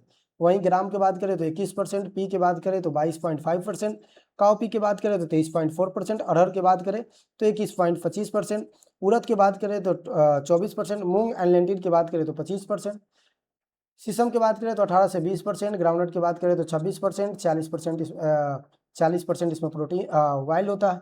लिन सीड की बात करें तो 36%, सोयाबीन 42 और इसमें 20% प्रोटीन होता, सॉरी वाइल होता है। सनफ्लावर की बात करें तो उसमें साफ फ्लावर की बात करें तो 40 से 45%। ये प्रोटीन है, एक बार देख लीजिएगा, एक बार लिख लीजिएगा, नहीं समझ में आए तो इसको एक बार कमेंट बॉक्स में पूछ लीजिएगा, क्योंकि ये काफ़ी इंपॉर्टेंट है और यहाँ से क्वेश्चन कई बार देखने को मिला हुआ है। ठीक है, इस बात को याद रखेंगे। और चलिए आगे चलें। अच्छा, पीछे एक चीज़ छूट गया था, उसको मैं लिखवा देता हूँ यहाँ पे। अगर हम चिकपी की बात करें ना, किसकी बात करें, चिकपी ग्राम की बात करें तो याद रखिएगा किंग ऑफ पल्सेस क्रॉप इसे कहा जाता है। पी की बात करें तो क्वीन ऑफ पल्सेस क्रॉप कहा जाता है। बस इतना ही बताना था आपको। पल्सेस क्रॉप ये आप देख रहे हैं इमेज के माध्यम से। अब आते हैं किसके बारे में, अब आते हैं वाइल्ड सीड के बारे में, कि वाइल्ड सीड क्या होता है, इसके बारे में हम समझते हैं थोड़ा सा। चलिए आइए वाइल्ड सीड के बारे में। वाइल्ड सीड लैटिन शब्द से लिया गया है, फैट का इंपॉर्टेंट सोर्स है, और जो फैट बनता है वो फैटी एसिड और ग्लाइसेरॉल से बनता है। ठीक है, रोल बॉडी के टेम्परेचर रेगुलेट करता है। अल्सो रिजर्व फूड है, अगर कार्बोहाइड्रेट खत्म हो जाता है तो जो फूड है, मतलब जो शरीर है वो कहाँ से भोजन लेता है, वाइल्ड यानी कि फैट से लेता है, और फैट जैसे ही समाप्त होता है प्रोटीन से लेता है, और यहाँ जब प्रोटीन समाप्त होगा इंसान समाप्त हो जाता है। 1 कैलोरी अगर आप ग्राम खाते, मतलब 1 कैलोरी आप ग्राम वाइल्ड सीड खाते हैं तो उस यहाँ इतना कैलोरी मिलता है, जो ज़्यादा है एज कम्पेयर टू सीरियल से। ठीक है, चलिए वाइल्ड सीड में आप जानते हैं कौन कौन सी होते हैं। तो इसमें 9 वाइल्ड सीड है, इसको याद रखना है। कितने वाइल्ड सीड है भाई? 9 वाइल्ड सीड है हमारे पास, जिसमें से एडिबल और नॉन एडिबल होते हैं। क्वेश्चन पूछा जाता है कि नॉन एडिबल कौन होते हैं, तो नॉन एडिबल में जैसे कि कस्टर्ड, जिसे हम अरंडी का तेल कहते हैं, उसके साथ साथ लिनसीड आपको याद रखना है, जिसे वाइल्ड कम फाइबर क्रॉप भी कहते हैं। उसके साथ साथ एडिबल में ग्राउंडनट हो गया, मस्टर्ड हो गया, सोयाबीन हो गया, सनफ्लावर हो गया, सनफ्लावर हो गया, तिल हो गया, नाइजर सीड हो गया। सीडो वाइल्ड सीड के बाद किया जाता है तो कॉटन हो गया, कोकोनट हो गया, मेज हो गया, राइस ब्रान भी हो गया, जो 15 से 18% इसमें वाइल्ड होते हैं। ये कुछ नाम दिया हुआ है जहाँ से आपको याद रखना है, और इसके बोटनिकल नेम भी याद रखना है। कई बार बोटनिकल नेम से भी क्वेश्चन पूछ दिए जाते हैं, तो आपको एटलीस्ट इतना तो पता होनी ही चाहिए। क्लियर है? पता हो जाएगी, इतनी हो जाएगी। ठीक है, चलिए यहाँ पे एक बात लिख लीजिएगा कि जो हमारे पास क्वीन है वो शीशम है। ठीक है, क्वीन ऑफ वाइल्ड सीड की अगर हम बात करें तो किसे कहेंगे? शीशम को कहेंगे। ग्राउंडनट को हम क्या कहते हैं? किंग कहते हैं। इसको पीनट के नाम से जानते हैं, मूंगफली के नाम से भी जानते हैं। शीशम को हम तिल के नाम से जानते हैं और जिंजेली के नाम से भी जानते हैं। अगले नंबर पे चलते हैं। अब यहाँ वर्ल्ड में प्रोडक्शन की बात करें तो सोयाबीन ज़्यादा होता है, आफ्टर देन मस्टर्ड। इंडिया में सबसे ज़्यादा ग्राउंडनट और उसके साथ साथ मस्टर्ड, फिर सोयाबीन। उत्तर प्रदेश में स्पेशली मस्टर्ड और फिर ग्राउंडनट। उत्तर प्रदेश में अलग है, तो इस चीज़ को भी थोड़ा सा आपको याद रखना है कि किस में कितना प्रोडक्शन हो रहा है, किस जगह पे कितना प्रोडक्शन होता है। इंपॉर्टेंट बात 2 है जो आपको याद रखना है, वो लिखवा देते हैं, आप इसको लिख लीजिएगा और याद भी रख लीजिएगा। ठीक है, जो हमारे पास 2 ऐसे वाइल्ड सीड क्रॉप है जो न्यू वाइल्ड सीड क्रॉप माना जाता है, जैसे कि सोयाबीन और सनफ्लावर।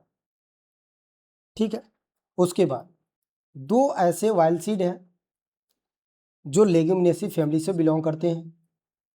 ठीक है, जैसे कि ग्राउंडनट, मूंगफली एंड सोयाबीन। ठीक है, उसके बाद ग्राउंडनट प्लस में मस्टर्ड 75% ये वाइल्ड सीड प्रोडक्शन देता है। मतलब अगर तेल का उत्पादन की बात करें तो 75% हमें mustard and groundnut he produce करके देता है। बाकी बचा हुआ 25% अदर वाइल्ड सीड क्रॉप से वाइल्ड प्राप्त होता है। तो वाइल्ड सीड भी हमारा समाप्त हो गया। आगे चलते हैं, फाइबर क्रॉप की तरफ बात करते हैं। फाइबर क्रॉप जिसका इकोनॉमिकल पार्ट क्या हो सकता है? इकोनॉमिकल पार्ट, तो यहाँ से हमें फाइबर मिल सकता है, रेसे मिल सकता है। फाइबर की अगर हम बात करें तो ये 3 प्रकार के होते हैं। कितने प्रकार के होते हैं? 3 प्रकार के होते हैं।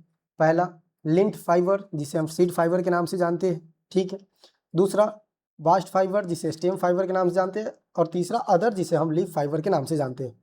जो लिंट फाइबर होता है या सीड फाइबर होता है वो होता है हमारा कॉटन। क्या नाम है उस फाइबर का? उस फाइबर का नाम है कॉटन। ठीक है, इसको याद है।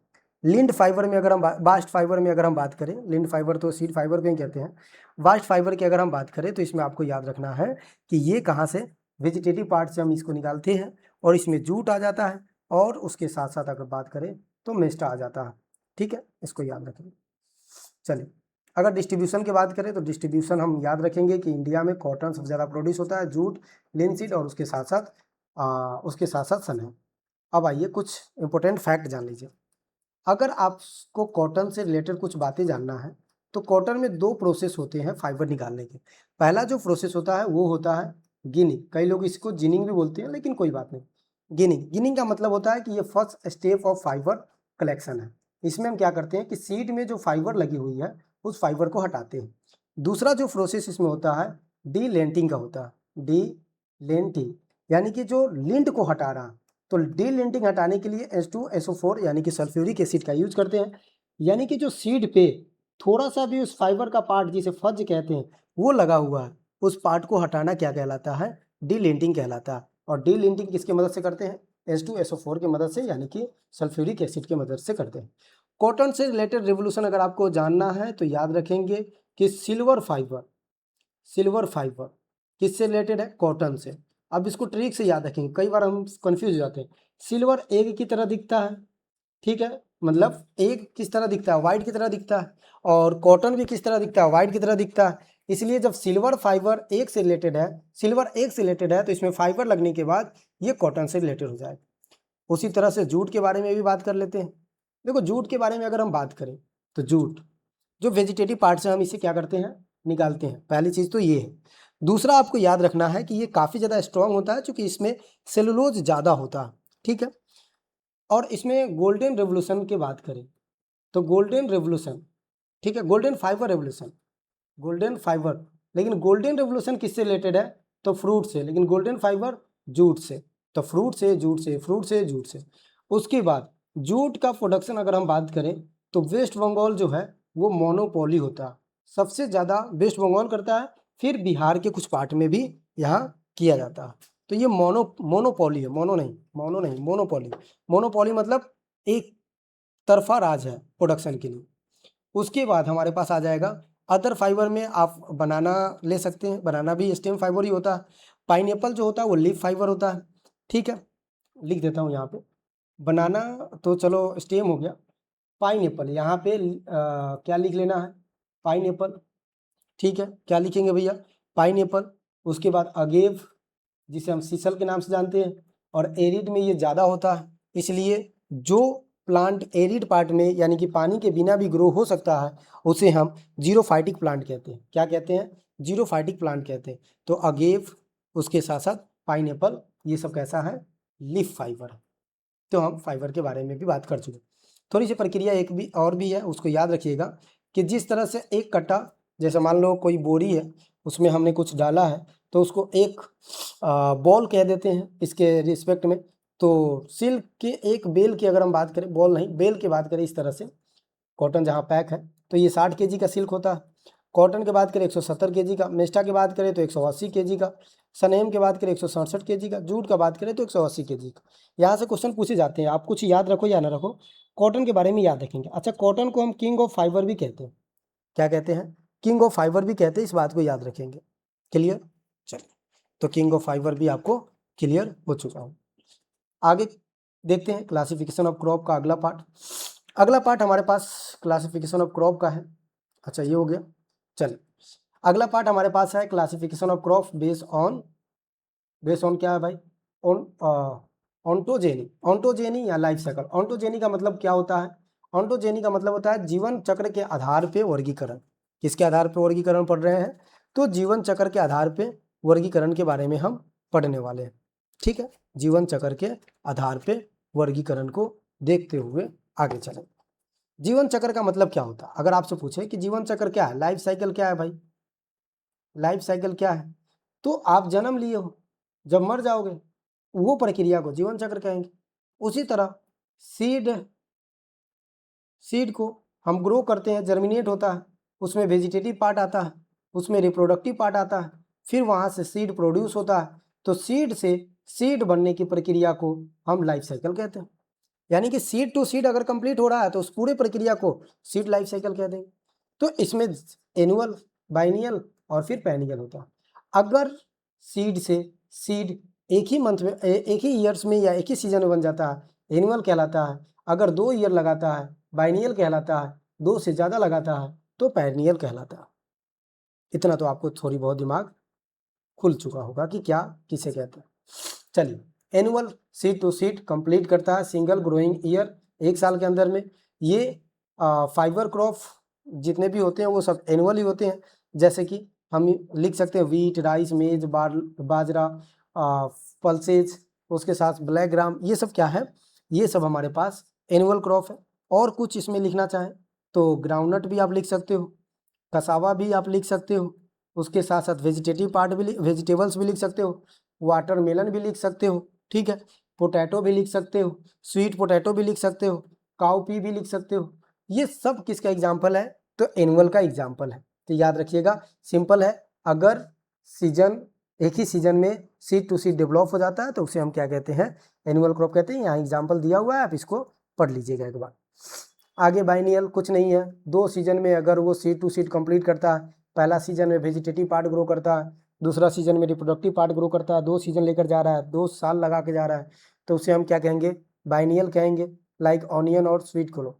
लेकिन ऑनियन के केस में एक चीज़ याद रखना है कि अगर इसे बल्ब के लिए पाल रहे हैं मतलब उत्पादन कर रहे हैं, पाल क्या रहे हैं, जंतु थोड़ी है। अगर इसे बल्ब के लिए कल्टीवेशन कर रहे हैं तो बल्ब फॉर्मेशन में तो एनुअल ये कहलाएगा।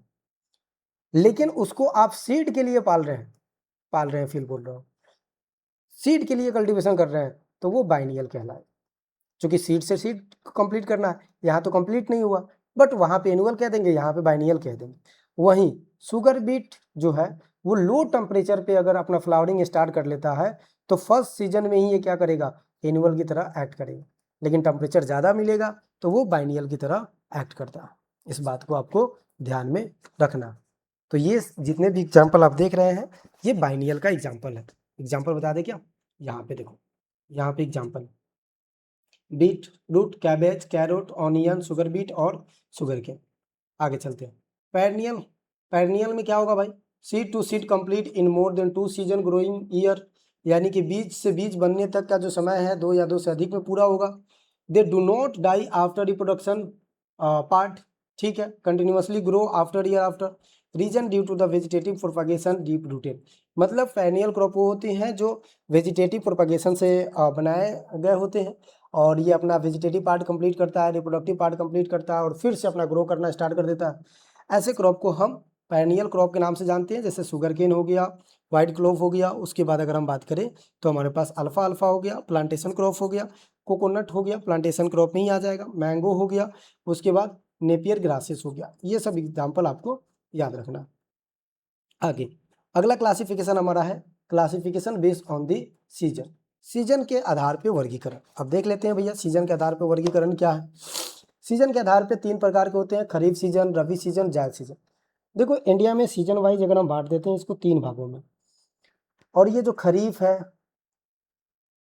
ये जो रबी है और ये जो जायद है, ये तीनों किस शब्द से लिया गया है, तो अरेबिक शब्द से लिया गया है। किस शब्द से लिया गया है, अरेबिक शब्द से लिया गया, ठीक है, जिसे अरबी शब्द भी कहते हैं, अरबी भाषा से बोला लिया गया है। क्लियर है, क्लियर है इतना, तो अरेबिक शब्द से लिया गया है। अब क्या क्या होता है खरीफ में, इसको देख लेते हैं। देखो खरीफ सीजन की अगर हम बात करें तो खरीफ सीजन, रबी सीजन, जायद सीजन, ये किस शब्द से लिया गया, अरेबिक शब्द से लिया गया। Also known as monsoon crop, इसे मानसून क्रॉप कहते हैं क्योंकि इसी समय, क्योंकि इसका जो सोइंग टाइम है वो जून से जुलाई है और जून से जुलाई समय को हम मानसून समय के नाम से जानते हैं, मानसून सीजन के नाम से जानते हैं क्योंकि इसी समय बारिश होना स्टार्ट होता है। इसे ऑटम सीजन के नाम से जानते हैं। सोइंग की बात करें तो जून से जुलाई के बीच में होता है। उसके बाद हार्वेस्टिंग 4 मंथ, 3 से 4 मंथ, तो अक्टूबर नवंबर हो जाएगा। Due to south west monsoon, south west monsoon आता है, आपको पता है कि 75% साउथ वेस्ट मानसून से ही पानी मतलब मानसून आता है। खरीफ क्रॉप की बात करें तो रिक्वायरमेंट वार्म होता है लेकिन ह्यूमिड होता है, पानी इसको ज़्यादा चाहिए होता है। जितने भी खरीफ होते हैं उसमें से most of the kharif crop जो होता है वो शॉर्ट डे प्लांट होता है। तो अब आपको एक ही बात एक ही एग्जाम्पल में 2 चीज़ें याद हो जाएगी। पहला अगर आपने शॉर्ट डे का एग्जाम्पल याद कर लिया तो वो खरीफ क्रॉप होगा, या फिर खरीफ का याद कर लिया तो जितने भी खरीफ होते हैं वो कैसा होता है, शॉर्ट डे प्लांट होता है। जैसे एग्जाम्पल से अगर बात करें तो सोयाबीन हो गया, sorghum हो गया, उसके बाद ग्राउंडनट, उड़द, कॉटन और उसके साथ साथ शुगर केन हो गया। फिर अदर लिखना चाहें तो आप लिख सकते हैं, बाजरा हो गया, ज्वार हो गया, रागी हो गया, फिर अगर बात करें तो जूट हो गया, आगे अगर और बात करें तो सनहेम हो गया, हालांकि लिखा हुआ है सनहेम, ठीक है। उसके बाद कस्टर्ड हो गया, उसके बाद मूंग हो गया, काउपी हो गया। ये सब कैसा है, खरीफ सीजन का क्रॉप है। आते हैं रबी सीजन पे। रबी सीजन में जो इंपॉर्टेंट बात है वो याद रखना। सबसे पहले इसे विंटर सीजन के नाम से जानते हैं क्योंकि विंटर में होता है। स्प्रिंग सीजन के नाम से जानते हैं, इसे हम ऋत ऋतु, शरद ऋतु, वसंत ऋतु के नाम से जानते हैं। सोइंग टाइम, जब वो उसका हार्वेस्टिंग होगा तो इसका सोइंग होगा। इसका जब हार्वेस्टिंग कब होगा तो मार्च और फरवरी टू मार्च में होगा। रबी की बात करें तो इसको कैसा रिक्वायरमेंट चाहिए, कोल्ड क्लाइमेट चाहिए।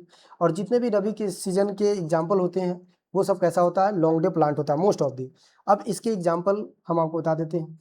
वीट हो गया, बार्ले हो गया, टोबैको हो गया, उसके साथ साथ ओट हो गया, आगे लिख लेंगे ग्राम भी, आगे लिखेंगे लेंटिन भी, ठीक है, आगे लिखेंगे मस्टर्ड भी, आगे लिखेंगे पी भी, फिर आगे क्या लिखेंगे, सनफ्लावर, ओट, अल्फा अल्फा, बरसीम। ये सब एग्जाम्पल किसका है, रबी सीजन का। चलिए आगे चलते हैं, जायद की बात करते हैं। जायद सीजन, ऑल्सो समर सीजन के नाम से जानते हैं। सोइंग मार्च से अप्रैल में होगा, हार्वेस्टिंग मई से जून में होगा, और जून के बाद फिर क्या आ जाएगा, तो खरीफ आ जाएगा। हालांकि इस सीजन को ब्रेक दे देना चाहिए, बट लोग देते नहीं हैं, क्योंकि जो भारत में किसान है वो मार्जिनल फार्मर है, जिसके मतलब 85% लोग जो मार्जिनल है, जिसके पास 1 हेक्टेयर से भी कम खेत है, 1 हेक्टेयर से भी कम उसके पास लैंड होल्डिंग कैपेसिटी है। रिक्वायरमेंट वार्म क्लाइमेट चाहिए, ड्राई चाहिए, मोस्टली जो होते हैं वो लॉन्ग डे प्लांट होते हैं, शॉर्ट ड्यूरेशन, जैसे कि मूंग, उड़द, सीजनल वेजिटेबल्स वगैरह आप ग्रो कर सकते हैं जायद सीजन में, इसके लिए कोई दिक्कत नहीं है। जैसे कि सीजनल वेजिटेबल्स में बीटर गार्ड हो गया, कुकुम्बर हो गया, वाटरमेलन हो गया, मस्क मेलन हो गया, और ये सारी चीज़ें, उड़द भी ग्रो कर सकते हैं। तो ये सारी चीज़ें आपको याद रखना। आगे चले, आगे आते classification based on the pollination. Pollination के बारे में अभी हमने आपको बताई है कि पोलिनेशन का मतलब होता है कि जब पोलन स्टिग्मा पे पहुंच जाता है, चाहे किसी भी माध्यम से, उसे हम क्या कहते हैं, पोलिनेशन कहते हैं। तो यहाँ पे वो डायग्राम समझने की आवश्यकता नहीं होगा।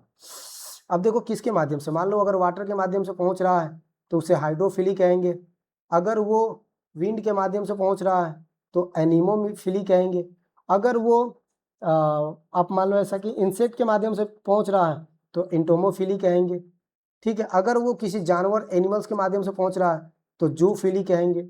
ये सारी चीज़ें आपको याद रखना है, जो हेल्प करता है पोलिनेशन को एक जगह से दूसरी जगह पहुंचाने का।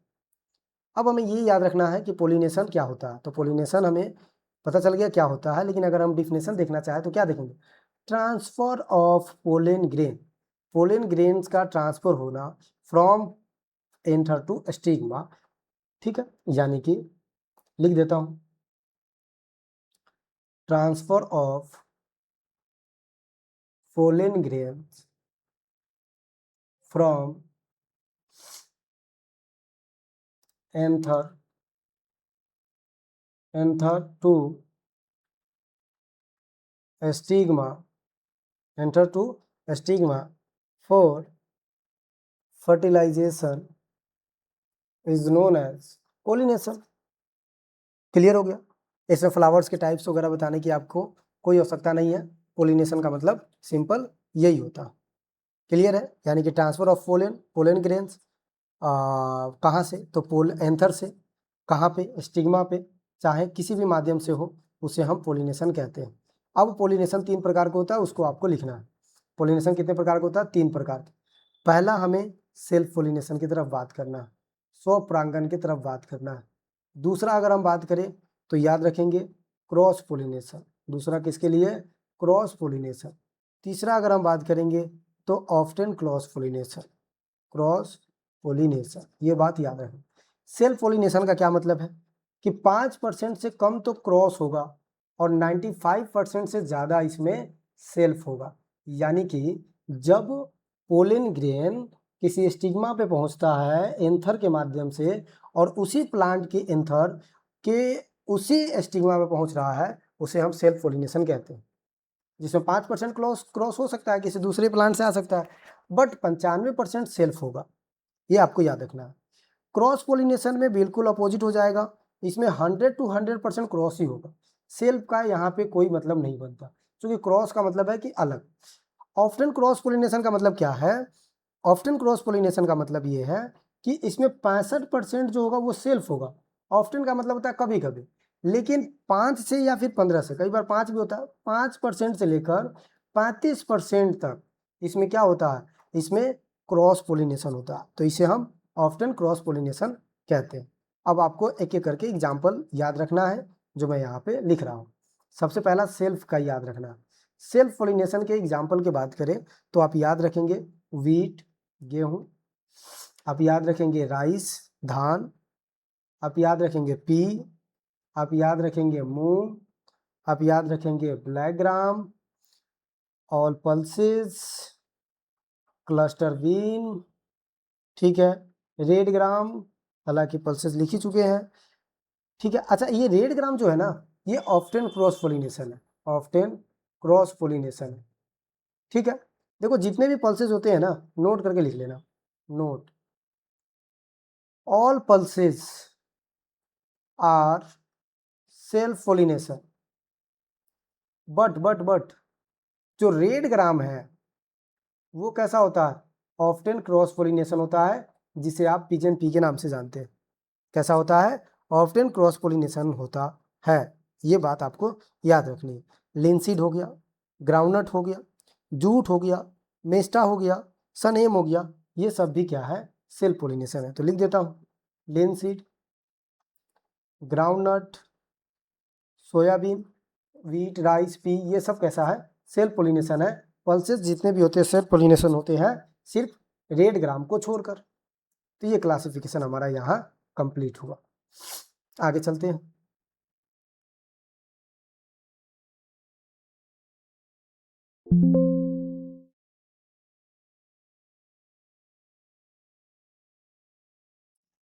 चलिए भैया, अब आगे यहाँ से कंटिन्यू करते हैं। कितने प्रकार के हैं? 3 प्रकार के हैं। ये चीज़ आपको बता ही दिया है, सेल्फ पोलिनेशन, क्रॉस पोलिनेशन और ऑफ्टन क्रॉस पोलिनेशन। अब आपको क्रॉस पोलिनेशन का उदाहरण लिखना है, एग्जाम्पल लिखना है, कौन कौन से होते हैं। सबसे पहले आपको मेज, सीरियल्स में क्या लिखना है? मेज। दूसरा बाजरा, तीसरा लूसर्न, जिसे अल्फा अल्फा के नाम से जानते हैं। क्लियर? उसके साथ साथ जितने भी कंपोजिटिव फैमिली के ग्रुप के होते हैं वो सब क्रॉस पोलिनेशन है। उसके बाद क्रूसिफेरी फैमिली के जितने भी क्रॉप होते हैं वो सब क्रॉस पोलिनेशन है। उसके बाद कस्टर्ड जो है वो भी हमारा क्रॉस पोलिनेशन है। क्लियर हो गया होगा? चलिए, ऑफ्टन क्रॉस पोलिनेशन का एग्जाम्पल लिख लीजिएगा। ऑफ्टन क्रॉस पोलिनेशन बहुत इंपॉर्टेंट है, इस बात को भी याद रखेंगे, ठीक है। सबसे पहले जो आपको लिखना है पिजन पी। क्या लिखना है भैया? पिजन पी, जिसे हम रेड ग्राम के नाम से जानते हैं। दूसरा आपको लिखना है कॉटन। तीसरा लिखना है बकवीट, ठीक है। चौथा लिखना है बरसीम। अच्छा, लूसर्न देखो यहाँ क्या था, लूसर्न हमारे पास यहाँ क्या था? तो लूसर्न हमारे पास क्रॉस पोलिनेशन था, लेकिन बरसीम कैसा है? तो ऑफ्टन क्रॉस पोलिनेशन है। उसके बाद टोबैको, ठीक है। उसके बाद आपको साफ्लावर, ये सब ऑफ्टन क्रॉस पोलिनेशन है। तो पोलिनेशन वाला प्रक्रिया भी आपको समझ आ चुका होगा। आगे चलते हैं अगला क्लासिफिकेशन की तरफ। क्लासिफिकेशन ये तो हो ही चुका है, ये हो ही चुका है, एग्जाम्पल लिखाने का कोई मतलब ही नहीं है। चलिए, इतना आप एग्जाम्पल लिख सकते हैं। Classification during the light. During the light, देखो जब आप आगे लाइट के बारे में पढ़ेंगे ना, टेम्परेचर के बारे में पढ़ेंगे ना, एटमॉस्फेरिक टेम्परेचर के बारे में पढ़ेंगे, तो लाइट के रिस्पेक्ट में जो आता है उसमें एक जो टर्म आता है वो होता है क्वालिटी ऑफ लाइट, कि कितना पहुंच रहा, ठीक है, उसी रिस्पेक्ट में। और दूसरा जो आता है वो होता है ड्यूरेशन ऑफ लाइट, लाइट का ड्यूरेशन कितना रहा। तो कुछ ऐसे प्लांट होते हैं ना जो अपना फ्लावरिंग के लिए लाइट की रिक्वायरमेंट मांगती है। जैसे मान लो इसका क्रिटिकल पीरियड है 10 घंटे का, अगर 10 घंटे लाइट नहीं मिला तो ये फ्लावर नहीं करेगा, मतलब फ्लावरिंग नहीं करेगा। और जब फ्लावरिंग नहीं करेगा तो सारे प्रोसेस ही नहीं हो पाएगा। तो प्लांट जो फ्लावरिंग के लिए उसको लाइट के जो ड्यूरेशन होती है, रिक्वायरमेंट होती है, उसे हम क्या कहते हैं? Duration of light. और इसको हम फोटो पीरियोडिज्म के नाम से जानते हैं। फोटो मतलब लाइट, पीरियोडिज्म मतलब टाइम, या फिर ड्यूरेशन मतलब कितने समय तक कोई लाइट का ड्यूरेशन रहेगा उस क्रॉप के लिए, पर्टिकुलरली क्रॉप के लिए, उसे फोटो पीरियोडिज्म कहते हैं। अब यहाँ पे सवाल ये आता है कि भाई फोटो पीरियोडिज्म टर्म किसने दिया होगा? सबसे पहला सवाल यहाँ पे क्या आता है कि फोटो पीरियोडिज्म टर्म किसने दिया होगा? तो जो फोटो पीरियोडिज्म टर्म है वो लिख लीजिएगा, गार्नर एंड एलार्ड नामक साइंटिस्ट ने 1920 ईस्वी में बताया था। इसका अगर हम डिफिनेशन लिखना चाहें तो क्या लिख सकते हैं कि भाई जो इफेक्टिव या इफेक्ट ऑफ डे टाइम, तो लाइट की ही बात कर रहे हैं, of flowering crop on critical stage, यानी कि क्रिटिकल स्टेज में फ्लावरिंग के लिए जो भी लाइट का ड्यूरेशन चाहिए और जो उस पर इम्पैक्ट डाल रहा है। अगर मान लो किसी का क्रिटिकल स्टेज 10 घंटे का है पढ़ने का और वो 4 घंटे पढ़ रहा है, तो उसके दिमाग पे एक इफेक्ट डालेगा कि भाई तूने तूने पढ़ाई क्यों नहीं किया। तो वो इफेक्ट क्या कहलाएगा? फोटो पीरियोडिज्म कहलाएगा। और इसके बेसिस पे प्लांट 3 प्रकार के होते हैं, एक शॉर्ट डे प्लांट होता है, एक लॉन्ग डे प्लांट होता है और एक डे न्यूट्रल प्लांट होता है। अब आगे हम शॉर्ट डे का एग्जाम्पल नहीं बताएंगे। अब आप बोलोगे कि क्यों नहीं बताओगे भाई?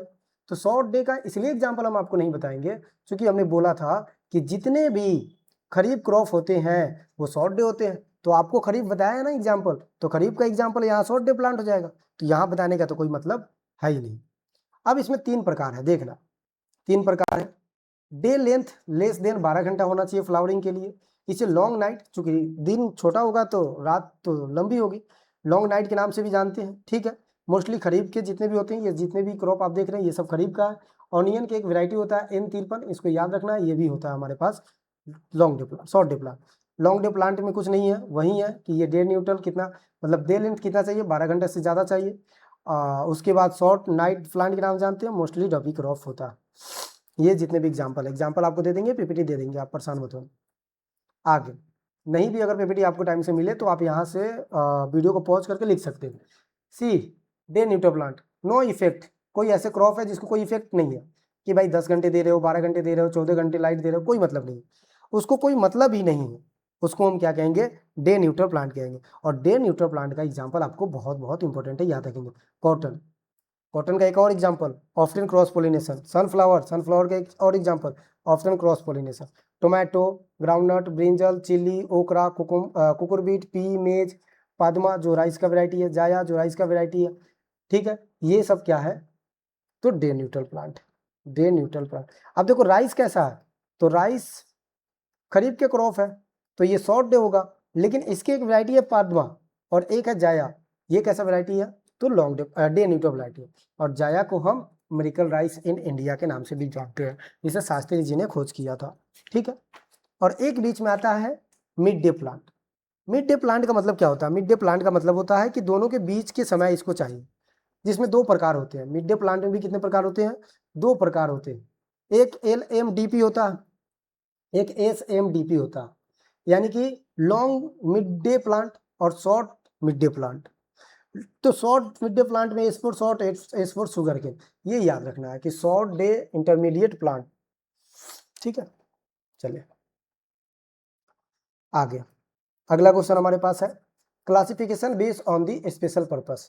स्पेशल पर्पस के आधार पे क्लासिफिकेशन किया गया है, तो इस क्लासिफिकेशन को भी हमें क्या करना है, पढ़ना है, और बहुत अच्छे तरीके से पढ़ना है। यहाँ से क्वेश्चन एग्जाम में देखे जाते हैं, पूछे जाते हैं, तो आपको एटलीस्ट यहाँ का चीज़ें तो याद होना चाहिए।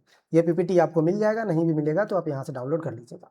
सबसे पहले देखो क्या, एरेबल क्रॉप। एरेबल क्रॉप कुछ नहीं होता है, ऐसे क्रॉप जो प्लाउइंग फील्ड हो, मतलब ये फील्ड है बढ़िया से, इसमें भू परिष्करण जुताई यानी कि प्लाविंग किया हो, उसको हम क्या कहेंगे, एरेबल क्रॉप कहते हैं। जितने भी क्रॉप होता है वो एरेबल क्रॉप ही होता है। कुछ क्रॉप ऐसे होते हैं जिनको बिना टीलेज, बिना प्लाविंग के भी आप किसी भी प्रकार का सोइंग कर सकते हैं। तो ऑलमोस्ट जितने भी क्रॉप होते हैं वो कैसा होता है, एरेबल क्रॉप ही होता है। आगे ये मोस्टली फील्ड क्रॉप पूरे होते हैं, मोस्टली सीरियल्स, रूट, ये क्रॉप एरेबल क्रॉप होता है। सिंपल बात याद रखना है, arable crop, flower crop, field. अब देखो ये क्लासिफिकेशन ऑफ क्रॉप है ना, सच बताओ इसमें तो मेरे पास कंटेंट कम ही रखा है एग्जाम पर्सपेक्टिव को देखते हुए। ये कंटेंट और ये जो क्लासेस है ये 10 दिन की क्लासेस है, सच टू बी ऑनेस्ट 10 दिन की क्लासेस है, बट मैंने आपको 1 घंटा में करवाया। अभी इसमें और कंटेंट हम डालेंगे जब फाउंडेशन पढ़ाते हैं उस समय, लेकिन यहाँ पे इतना ही कंटेंट डालने का मतलब है कि ये एग्जाम ओरिएंटेड चीज़ें हैं, कि चलो ठीक है यहाँ से आ सकता है, ये मेरा पर्सपेक्टिव है कि हो सकता है यहाँ से आ सकता है, बट ये भी नहीं जरूरी है कि यहाँ से आएगा ही। लेकिन ये चीज़ें इतना दिन का एक्सपीरियंस है, तो इसलिए मैंने चीज़ें ये चीज़ें रखी है जो इम्पोर्टेंट है। एरेबल क्रॉप, कल्टिवेटेड लैंड जो होता है वो एरेबल क्रॉप ही होता है। उसके बाद एरोमेटिक क्रॉप, आपको पता है एरोमेटिक क्रॉप ऐसे क्रॉप होते हैं जिसको एरोमा या फ्लेवर्स के लिए एसेंशियल वाइल होते हैं, इसके लिए इसमें तो फ्लेवर एंड एरोमा यूज करने के लिए जो हम क्रॉप को ग्रो करते हैं, इसके वाइल को एक्सट्रैक्ट करके, चाहे गम हो चाहे एक्जुकेशन हो, जैसे कि लेमन ग्रास हो गया, सिट्रोनेला हो गया, तुलसी हो गया। लेमन ग्रास, सिट्रोनेला और तुलसी ये सब कैसा है, एरेबल क्रॉप के, एरोमेटिक क्रॉप के नाम से जानते हैं, जिसे हम सुगंधित कहते हैं। एले क्रॉपिंग, एले क्रॉपिंग का मतलब होता है जो गली के अंदर क्रॉप को हम ग्रो करते हैं, उसको हम एले क्रॉपिंग कहते हैं। ये एग्रोफोरेस्ट्री का टर्म है, ठीक है, याद रखेंगे। Growing of side loving, side loving जो होता है बिटवीन द रो, उसे हम क्या कहते हैं, एले क्रॉपिंग के नाम से जानते हैं, ठीक है। और साइड में ग्रो होने वाले प्लांट को हम एस्कियोफाइट प्लांट कहते हैं। क्या कहते हैं भैया, एस्कियोफाइट प्लांट। ऐसा प्लांट जो साइड लविंग चाहता है और साइड में ग्रो होता है उसके एस्कियोफाइट प्लांट के नाम से जानते हैं। Large version of inter cropping का एक लार्ज वर्जन है, क्योंकि ये 2 क्रॉपों के बीच में हम क्या करते हैं, इसको ग्रो करते हैं। इसका दूसरा जो नाम है वो हेजरो इंटरक्रॉपिंग है। चूँकि हेज की तरह लग रहा है, रो में लग रहा है इसलिए, जैसे कि स्वीट पोटैटो और टर्मेरिक है। जैसे आप यहाँ पे देखोगे तो यहाँ रो लगा हुआ है, इसके बीच में हमने मेज को लगा दिया, ये रो है, यहाँ पे हमने कोई क्रॉप लगा दिया, इसे हम क्या कहेंगे, उसे हम एले क्रॉपिंग के नाम से जानेंगे। और एले क्रॉपिंग को हेज रो इंटरक्रॉपिंग कहते हैं, इस बात को याद रखेंगे, बस सिंपल है। ऑगमेंट क्रॉप की अगर हम बात करें तो ग्रोइंग डिफरेंट सब crop for purpose of supplement yield of main crop. Augment crop का मतलब ये होता है कि मान लो कोई ऐसा क्रॉप है जो हमें कम प्रोडक्शन दे रहा है, तो उसके साथ हम दूसरा क्रॉप लगाएंगे ताकि उसको प्रोडक्शन बढ़ा दे। ठीक है, जैसे कि आप मस्टर्ड की अगर बात करोगे, बरसीम की बात करोगे, तो ये पहली कटाई में ना कम प्रोडक्शन देता है, तो मस्टर्ड लगाएंगे ताकि वहां से हमें मस्टर्ड भी प्राप्त हो जाए। तो ये सब क्रॉप हो गया, ये मेन क्रॉप हो गया। तो सब क्रॉप ग्रो इसलिए किया जाता है कि ताकि मेन क्रॉप के प्रोडक्शन या सप्लीमेंट्री यील्ड को बढ़ाए, उसे हम क्या कहेंगे, मेन क्रॉप। और उस क्रॉप फिनोमिना को ऑगमेंट क्रॉप के नाम से जानते हैं। आगे एवेन्यू क्रॉप। एवेन्यू क्रॉप कुछ नहीं होता है कि रोडों के बीच जो क्रॉप लगते हैं, जैसे कि इसमें पेरनियल प्लांटेड लगता है, ये जो प्लांटेड लग रहा है ये प्लांटेड, ये रोड है, आप जैसे ही रोड के पास जाते हो तो अगल बगल जो प्लांट होता है उसे एरेबल क्रॉप, एवेन्यू क्रॉप के नाम से जानते हैं। एक HW आपके लिए कि आप जब भी इस तरह के रोड में जाओगे, एक शॉर्ट्स वीडियो बनाकर हमें डालोगे और आपका नाम और मेंशन हम अपने चैनल पे डालेंगे, तो हो सके तो ये करना जरूर। Along the farm road and fence, देखो खेतों के किनारे, ये जरूरी नहीं है कि ये रोड के किनारे, खेत भी है, खेत के किनारे रोड पे जो प्लांट लगी हुई है ये एवेन्यू क्रॉप के नाम से जानते हैं। जैसे मान लो ये हमारा पास फील्ड है, इस फील्ड में हमने कोई क्रॉप लगा दिया, यहाँ पे, यहाँ पे, यहाँ पे, तो ये एवेन्यू क्रॉप हो गया, फीजन फी और प्लांटेशन क्रॉप। आ जाओ बॉर्डर क्रॉप, सिंपल बात है, border crop surrounding main crop लगता है ताकि उसे प्रोटेक्ट कर पाए, किसी तरह से उसको नुकसान नहीं पहुंच पाए, जैसे कि प्रोटेक्ट इंसेक्ट से, पैथोजन से, और उसके साथ साथ अनवांटेड पोलिनेशन से हो रहा है। इसलिए जैसे मान लो ये आपका रूम है, आपने चारों तरफ गार्ड बैठा दिया है कि ताकि आपको कोई बाहर आने से, मतलब अंदर जाने, सॉरी, कोई आपको डिस्टर्ब नहीं कर सकता है, बाहर उसको क्या मिलेगा, प्रोटेक्शन, बाहर से आपको क्या मिलेगा, प्रोटेक्शन मिलेगा। जैसे कि सनफ्लावर के पी के पास सनफ्लावर लगा देना, ज्वार मेज के पास लगा देना। खरीफ में हम 1.5 ग्राम ज़्यादा यूज करते हैं, रबी में सनफ्लावर यूज करते हैं। आगे कैश क्रॉप, जो हम पैसे के लिए करते हैं उसे हम कैश क्रॉप कहते हैं, जैसे कि कॉटन हो गया, जूट हो गया, शुगर के, जिसका मेन टारगेट होता है कि हम इसे सेल कर कर पैसे कमाएंगे, उसे हम क्या कहते हैं, कैश क्रॉप के नाम से जानते हैं। आगे बात करें catch crop, contingent crop, emergency crop.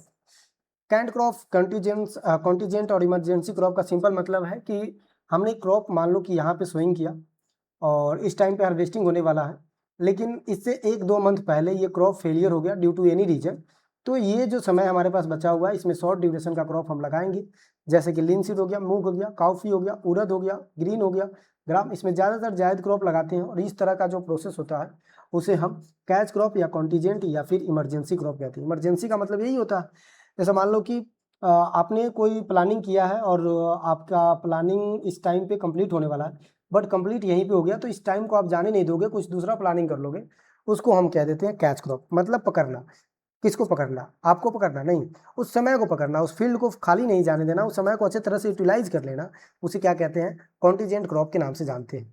जैसे कि crop are grow catch upcoming season, ठीक है, when main field. Catch crop short duration crop होता है जब मेन फील्ड का सीजन खराब हो जाता है, मतलब क्रॉप खराब हो जाता है। आगे अगले क्रॉप की तरफ चलेंगे तो अगला क्रॉप है हमारे पास कंटूर क्रॉप। कंटूर क्रॉप हम जहाँ पे ढलान होती है वहाँ पे करते हैं, मिट्टी को बचाने के लिए वहाँ पे क्रॉप प्रोडक्शन कर लेते हैं। Sloppy land grow the contour crop, जैसे marvel grasses root hold soil particles, ये पार्टिकल्स को रोक के रखता है। Use conversation farming, conservation farming, soil erosion को कंजर्व करता है। इस तरह से नॉर्थ ईस्ट में ये ज़्यादा होता है। आगे कवर क्रॉप। कवर क्रॉप एक ऐसा क्रॉप होता है जो फील्ड को कवर अप करता है, किसके लिए, वहाँ के नमी इवेपोरेट नहीं हो पाए इसके लिए। सिंपल मतलब ये फील्ड है, यहाँ पे हमने क्रॉप को ग्रो किया कि ताकि ये पूरे फील्ड को क्या करेगा, कवर कर लेगा, और कवर करेगा तो यहाँ पे लाइट पड़ने की वजह से काइनेटिक एनर्जी या जो होगा वो ऊपर नहीं जा पाएगा और मॉइस्चर जो है वो बचा हुआ रहेगा। तो मॉइस्चर को कंजर्व करने के लिए हम क्या करते हैं, कोई भी क्रॉप लगाते हैं जो डेंस हो और जल्दी उस पार्टिकल, उस पूरे पोर्शन को घेर ले। जैसे any crop grow cover soil may be the incorporate into the soil later enrichment of nutrient, मतलब लेटर, लेटर या लीटर जिसे कहते हैं। जैसे मान लो कोई क्रॉप हमने लगाया और इसमें ही इनकॉर्पोरेट कर दिया कि ताकि इसमें बाद में हमें न्यूट्रिएंट के रूप में मिल जाए। To protect soil moisture evaporation, main purpose यही होता है, because sunlight reach up to feel soil heated of an evaporated, जब moisture ultimately soil moisture loss हो जाता है, इसलिए बचा रहे, जैसे कि ग्राउंडनट हो गया, उड़द हो गया, और सबसे एग्जाम्पल जो है वो है काउपी का। जैसे इस तरह से प्रोडक्शन भी मिल रहा है, किसी प्रकार से हमें लॉस भी नहीं देखने को मिल। Complementary crop, complementary crop growing of such crop which are benefit of each other, दोनों को बेनिफिट हो रहा है। कम्प्लीमेंट्री मतलब दोनों को, जैसे आप हमारे साथ पढ़ रहे हो तो हम भी पढ़ रहे हैं और साथ में आपको भी पढ़ा रहे हैं, तो इन दोनों में क्या हो रहा है, कम्प्लीमेंट्री हो रहा है। तो हम अगर दोनों को फायदा है, दोनों का फायदा किस लिए, हमारा रिवीजन हो रहा, आपका प्रैक्टिस हो रहा, दूसरा तो कोई फायदा है नहीं, आपसे तो हमने कभी फी लिया नहीं, तो ये तो फायदा हो रहा है ना, ये दोनों को फायदा हो रहा है, बेनिफिट किसको हो रहा है, ईच अदर हो रहा है, तो इसको हम कहेंगे complement crop. Example jowar and cowpea. Exhaust crop, exhaust crop का मतलब है आपके जैसे आपके जैसे कैसे देखना, आप घर पे पड़े हो, आपके भाई घर पे पड़े हुए हैं, आपके चाचा के लड़के घर पे पड़े हुए हैं, आपके चाचा के और लड़के पड़े हुए हैं, आपका घर कंबाइंड है, कमाने वाले पापा हैं और अंकल है, 2 लोग कमा के ला रहे हैं, 4 लोग उड़ा रहे हैं, तो इस केसेस में क्या होगा कि जो हमारे पास सेविंग होगा वो भी चला जाएगा, जो कमा के आएंगे वो भी उड़ जाएगा। तो एग्जॉस्ट क्रॉप का मतलब होता है कि ऐसे क्रॉप जो मिट्टी से ज़्यादा न्यूट्रिएंट लेता है, उसे एग्जॉस्ट क्रॉप कहते हैं। जो न्यूट्रिएंट को कम करता है, डिप्लीट करता है, उसे एग्जॉस्ट क्रॉप कहते हैं। जितने सीरियल्स होते हैं एग्जॉस्ट क्रॉप ही होते हैं। अब लेग्यूम्स क्रॉप है, वो एग्जॉस्ट नहीं है। कैसे नहीं है, चूंकि वो न्यूट्रिएंट दे रहा है ना कि ले रहा है। अब आपकी जॉब लग जाएगी तो आप एग्जॉस्ट नहीं हो जाएंगे, एग्जॉस्टिव नहीं हो जाएंगे। तो एग्जॉस्टिव या एग्जॉस्ट क्रॉप का मतलब यही होता है। तो एग्जॉस्टिव का मतलब है कि crop having feed over soil deplete and soil nutrient, फसल मिट्टी में चारा गिर रही है, ये गलत है, ठीक है। उसके बाद शुगर केन, राइस और सीरियल्स जितने भी होते सीरियल जितने भी होते हैं वो कैसा होता है, एग्जॉस्टिव क्रॉप होता है। आगे अगला जो हमारे पास टर्म आता है वो आता है रेस्टोरेटिव क्रॉप। रेस्टोरेटिव क्रॉप का मतलब क्या है, रेस्टोरेटिव क्रॉप का मतलब है कि आप बाहर से न्यूट्रिएंट ला रहे हो, just opposite of exhaustive crop. Such type of crop which increase soil fertility, boost fertility and water conservation. For water conservation, legumes and grasses reduce runoff. Legumes crop because low water requirement crop. Restorative crop का मतलब ये होता है कि जो nutrient को fix करता है, ज़्यादा वाटर भी कंज्यूम नहीं करता है, ज़्यादा फर्टिलाइजर भी कंज्यूम नहीं करता है, यानी कि जो मिट्टी में पहले से था वो तो है ही है, साथ में ये एक्स्ट्रा भी न्यूट्रिएंट को प्रदान करता है, तो इसे रिस्टोरेटिव क्रॉप के नाम से जानते हैं। अगला ले क्रॉपिंग किसे कहते हैं समझना। ले क्रॉपिंग क्या होता है, ले क्रॉपिंग का मतलब होता है क्रॉप रोटेशन है, जहाँ पे सॉइल इरोजन प्रॉब्लम होता है वहाँ पे ये किया जाता है। क्या किया जाता है, ये कॉम्बिनेशन सच क्रॉप यूज लाइव स्टॉक और ह्यूमन दोनों एक दूसरे के पूरक के लिए माना जाता है। जैसे मान लो लेग्यूम्स क्रॉप के साथ साथ हमने कोई सीरियल्स क्रॉप को ग्रो कर लिया, उसे हम क्या कहेंगे, ले क्रॉप के नाम से जाएंगे। जैसे बरसीम, मस्टर्ड, बरसीम एनिमल्स के लिए यूज हो जाएगा और मस्टर्ड किसके लिए, हमारे लिए यूज हो जाएगा।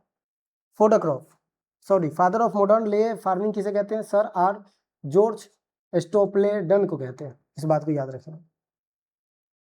आइए मल्च क्रॉप, मल्च क्रॉप वही है, सॉइल कंजर्वेशन को, सॉइल मॉइस्चर को कंप्लीट ढक कर रखता है, हाई डेंस फॉलेज होता है इसमें, काउफी इसका एग्जाम्पल हो जाएगा। उसके बाद पैराएनोटेरा, पैराएनोटेरा आप बहुत अच्छे तरीके से जानते हैं, ये रिले क्रॉपिंग का टाइप है। टाइप क्या है, उसी का नाम है।